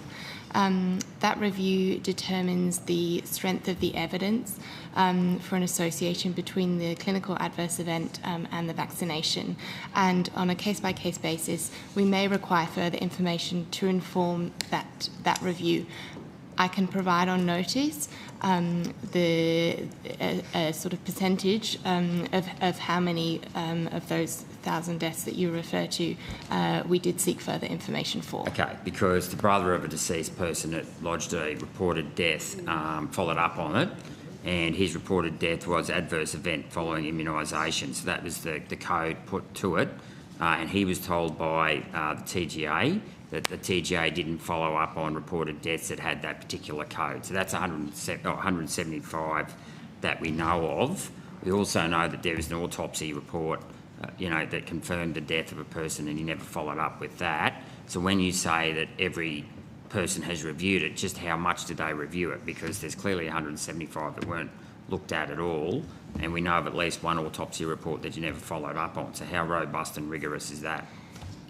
So I can't comment on individual cases for reasons of confidentiality, but I do just want to sort of reassure you that there's a couple of processes that are happening simultaneously. So the first that you refer to is review of these individual deaths, and that informs a broader process. For example, whether we undertake a vaccine safety investigation group. There's also wider sort of pharmacovigilance processes that are intertwined with that review of the individual case. For example, liaison with jurisdictional immunisation coordinators, and then in the background, every fatal adverse event report related to any medicine or vaccine that's registered on the Australian Register of Therapeutic Goods is entered and accepted into our adverse event management system. And we perform routine statistical analyses on that database to detect trends. Could I finish my sentence? Sure. I've only got 8 minutes, that's all. Because they chew up the clock and I know there's long preambles and I've got to allow full answers to questions. So well, I'll ask for the number. Dr. Russell is entitled to give an answer. To detect trends in both rates and severity of adverse events and inform our safety signal analyses. So how many of those 1,000 reported deaths, how many had autopsies performed on them? We've answered questions. Could you answer it again, please? I don't have that information to hand, but we'd be happy to provide the relevant quant on notice. Okay, so of the 140,000... I can provide the Senate. I can provide the squad. So these are reported in SQ 24003070, SQ 24003120. I can provide this list afterwards if you like. The number. I don't want the number. We've answered the questions before. So I can't remember. I'm happy to provide. I don't have that in front of me, but I can provide that again. Right. Okay. So you can't give it to me right now. Well. Yeah, so I, as I say, I note the comment around chewing up time, Senator. We're not chewing up time. These are complex concepts that we've endeavoured on a number of occasions to explain. We've failed, so we're trying again. Okay, right. So there's two adverse events reported on the 17th of January and the 16th of January this year. Both have the Pfizer vaccine as the medicine, and both have suicide attempts. So have you looked into these reported events to find out whether or not they're the result of people who have suffered from immense pain from the vaccine now attempting suicide? Thank you for your question. Yep. I refer to my previous answer. So all cases, all adverse event reports that are made to the TGA are entered onto our database. We perform statistical analysis to understand if there's a change in the severity or rate of reporting of that adverse event, and then consider whether an investigation into that safety signal is required, and that informs our regulatory actions. Okay, so my with question... With regards to your specific question, I can provide on notice whether we have any open safety signal investigations into COVID-19 vaccines and psychiatric events. So you don't know if this is accurate or not? We don't have that in front of us, Senator. Well, it's in your database. I would have thought you'd know about it if someone lodged an adverse event. There are for committing, as I've highlighted, suicide. Senator. I'll let you finish. Sorry. Sorry, I spoke over you. Sorry. Well, I would have thought that you'd know about it if someone lodged an adverse event, and it was two suicides related to a vaccine injury. As Dr. Russell's mentioned, we don't, for reasons of confidentiality and to not discourage reporting, we don't speak to individual cases, but we also have received many cases, and so it would be inappropriate of us to answer without the specific details of that case in front of us. Okay, I wasn't wanting names or anything, I just wanted to know if it was true or not. Okay, that's fine. So my last question. So of the 100... Can I just clarify on that? The TGA accept all cases onto our adverse event management system, regardless of their validity, whether the reporter... But that's why I asked if it was accurate, because I'm aware of that, but I would have thought that 6 weeks ago you would have followed up on it by now. When you say it's accurate, again, we'll have... if it's accurate. We'll have to come back to you on that, Senator. Right, so you haven't looked into it? We'll have to come back to you on that, Senator. Have you looked into it at all? As I say, we'll have to take that on notice because we don't have them in front of us and we have a number of processes in train at the same time. We'll have to come back to you on that. Okay, so of those 140,000 reported injuries, how many did you follow up? with the patient? Sorry, are you talking about 100? Can I clarify that? 140,000 reported COVID vaccine injuries. Of those reported injuries, and I'm not saying they're all accurate, how many of those did you actually follow up with the patient to get a better understanding of the accuracy of the report and dealing with the actual injury itself? So, firstly, I'll just clarify that anyone can report an adverse event. It doesn't need to be a patient, the patient themselves. So it might not always be the patient that we follow up with. Secondly, as I've alluded to before, there are a number of processes that we run alongside and parallel to the adverse event reporting system, including close liaison with our jurisdictional immunisation coordinators, and therefore there may be additional mechanisms that's not direct follow-up with the reporter as to how we can get more information related to that specific So case. I'm familiar with all that. I just want the answer of like the number. What percentage, or could you give us a number on how many times of those people or the people that lodged a report, what percentage or number of people did you actually pick up the phone to and get feedback, confirm the accuracy of it, the validity of it, and deal with the actual symptoms? We don't question the lived experience or the validity of the adverse events that are reported to the TGA. Much like my answer to your question about the deaths and the number that we follow up, I would have to take that on notice. But if you don't question it, how do you know, how can you work out the safety of it? How can you get feedback so you improve it next time? Improve the quality of the adverse event reporting. Well, no, actually, the drug itself. I mean, if as you just said, you don't, you can't determine the accuracy of it. Surely you need to follow up with these people to get a better understanding of the drug that you approved. Yeah, I think it's important to note, Senator, that as I mentioned earlier, we gather, understand, analyse and then respond to safety signals that arise, and in part that is a process of statistical analysis, because obviously with as many adverse events reported and as many doses, that gives us a really solid ability to understand our emerging trends. And it's not just us, we work in collaboration with our partner regulators. I think it's important to note that we've undertaken over 150 different safety investigations for COVID-19 vaccines, and that's led to 56 updates to the product information documents, which includes modification or amendments to expected adverse events and responses. So it's not that we simply have a process of sitting, waiting and looking at these events as they come in. We actually have real-world regulatory responses. Thanks, Chair. Thanks, Senator. Senator Kovacic. Thank you. Given the significant decline in COVID vaccination rates and decline in flu vaccination rates, what specific actions is the department and the government taking to prevent further strain on the healthcare system, which is obviously already somewhat overwhelmed? I'll ask Dr. Peake to start answering this. Thank you for your question.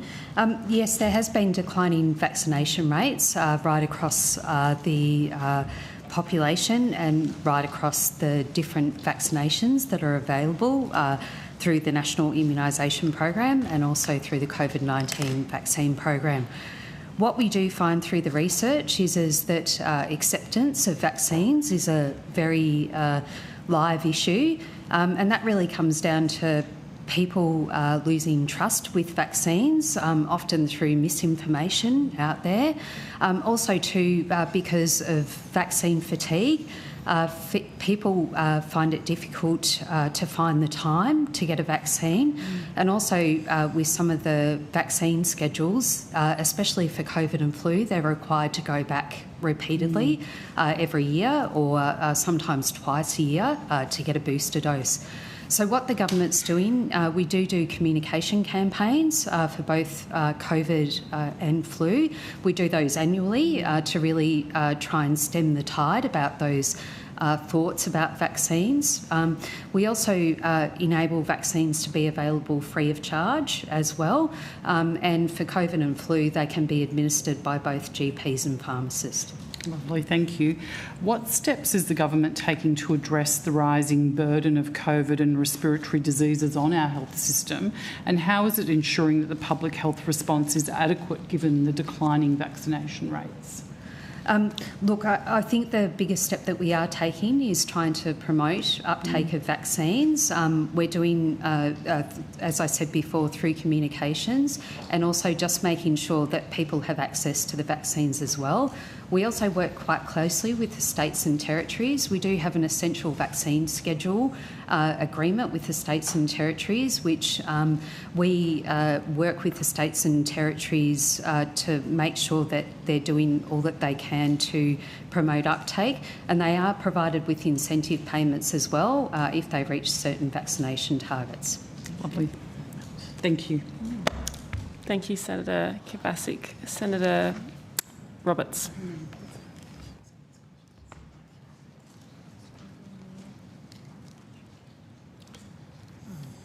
We can't hear you, Senator. I think you've just muted yourself. I have indeed. Thank you for that. In estimates of May 20... I just want to... what I said when I was on mute was that I want to go back to continue the discussion we had about testing, or the lack of. In estimates May 2022, I asked whether the mRNA from the vaccines, the injections, transcribed into the patient's own DNA, permanently modifying their DNA. In the light of the work that has been done since, including the latest Yale study that I cited, could a plausible theory be that the mRNA technology does indeed transcribe, and the mRNA technology does permanently alter the human genome in some consumers, in some people? Thank you, Senator, for that question. We did have an exchange with Senator Rennick earlier around the incorporation of DNA and RNA into the human genome. It was highlighted at that stage that that there was a comment made around it being down to a series of highly improbable steps. The challenge I think that we face, and I'll ask Dr. Kerr to add to that, is there is a point at which a plausible theory requires supporting evidence, and if in the absence of that supporting evidence, it needs to be rejected. There's been 50 years of biotechnology in this field.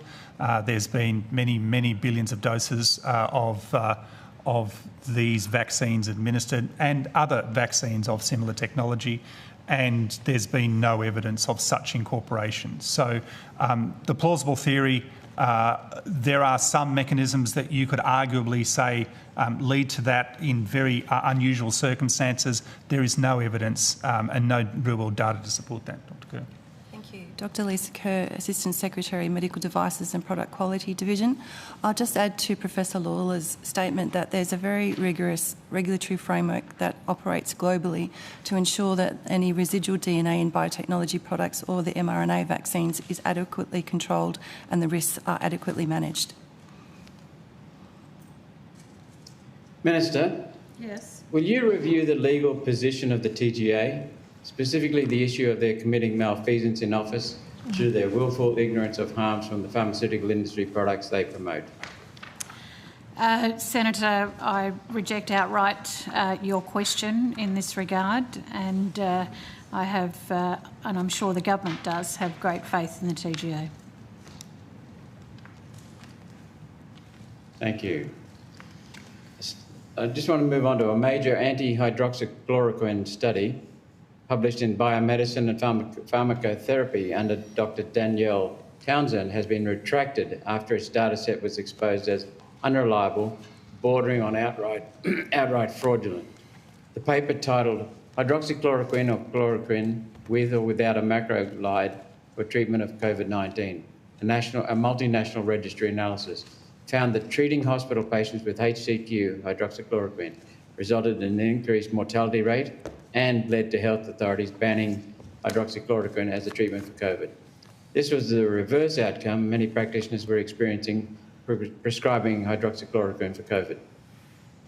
Minister, did your government issue restrictions against using hydroxychloroquine for COVID on the 24th of March 2020? I know the Liberal Party was in office at the time, but did the government issue restrictions against using hydroxychloroquine for COVID on the 24th of March 2020 to make room in the market for the vaccines despite a body of evidence saying hydroxychloroquine was effective?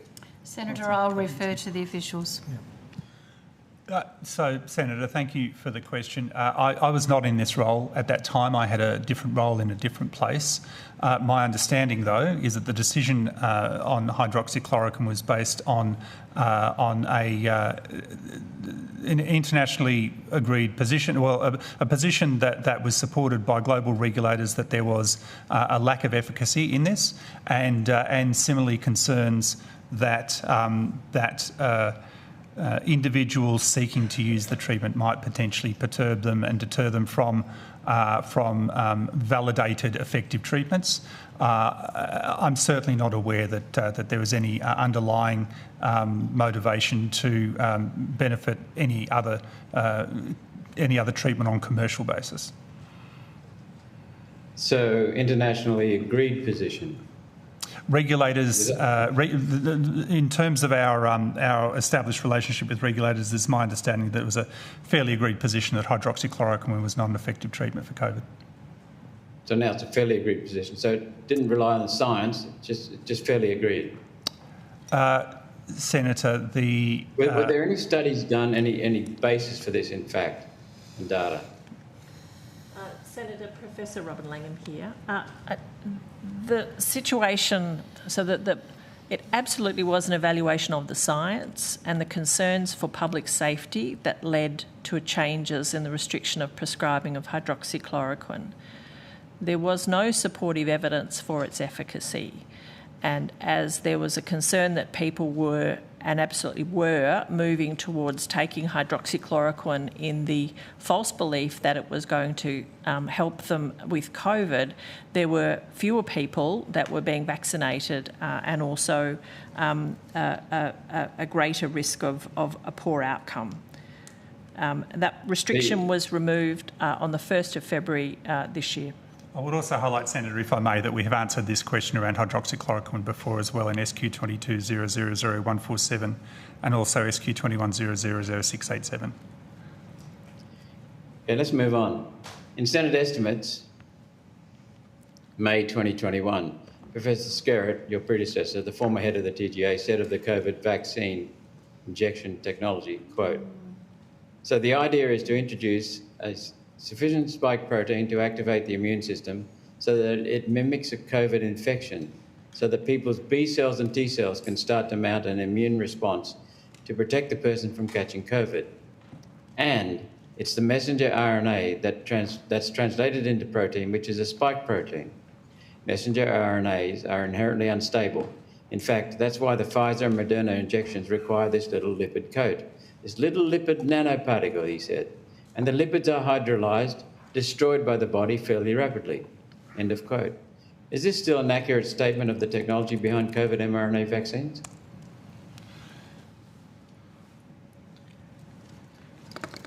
Sorry, Senator, the specifics of your concern around that statement? Is it accurate? Is Professor Skerritt's statement accurate? Still?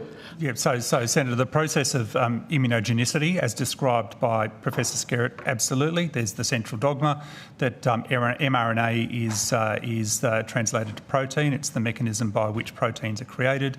The mRNA is coded for spike protein. It's created within the cell, expressed on the cell surface. That then engenders an immune response through antigenic presentation. That is the standard process for vaccine utilisation. As Professor Skerritt highlighted, the mRNA is inherently unstable and readily broken down. That's why it's encapsulated in the lipid nanoparticle, which contains 4 different types of lipid. That enables its introduction into the cell where it can exert its cellular effect. And is it true what he said? The lipids are hydrolyzed, destroyed by the body fairly rapidly? Yep, yes, that's correct, Senator. Thank you, Chair. Thank you very much, Senator Roberts. That does, I've got it here quickly. That does conclude our hearing today. Sorry.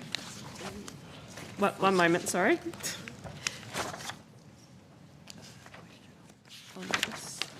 Yeah. Monday, okay.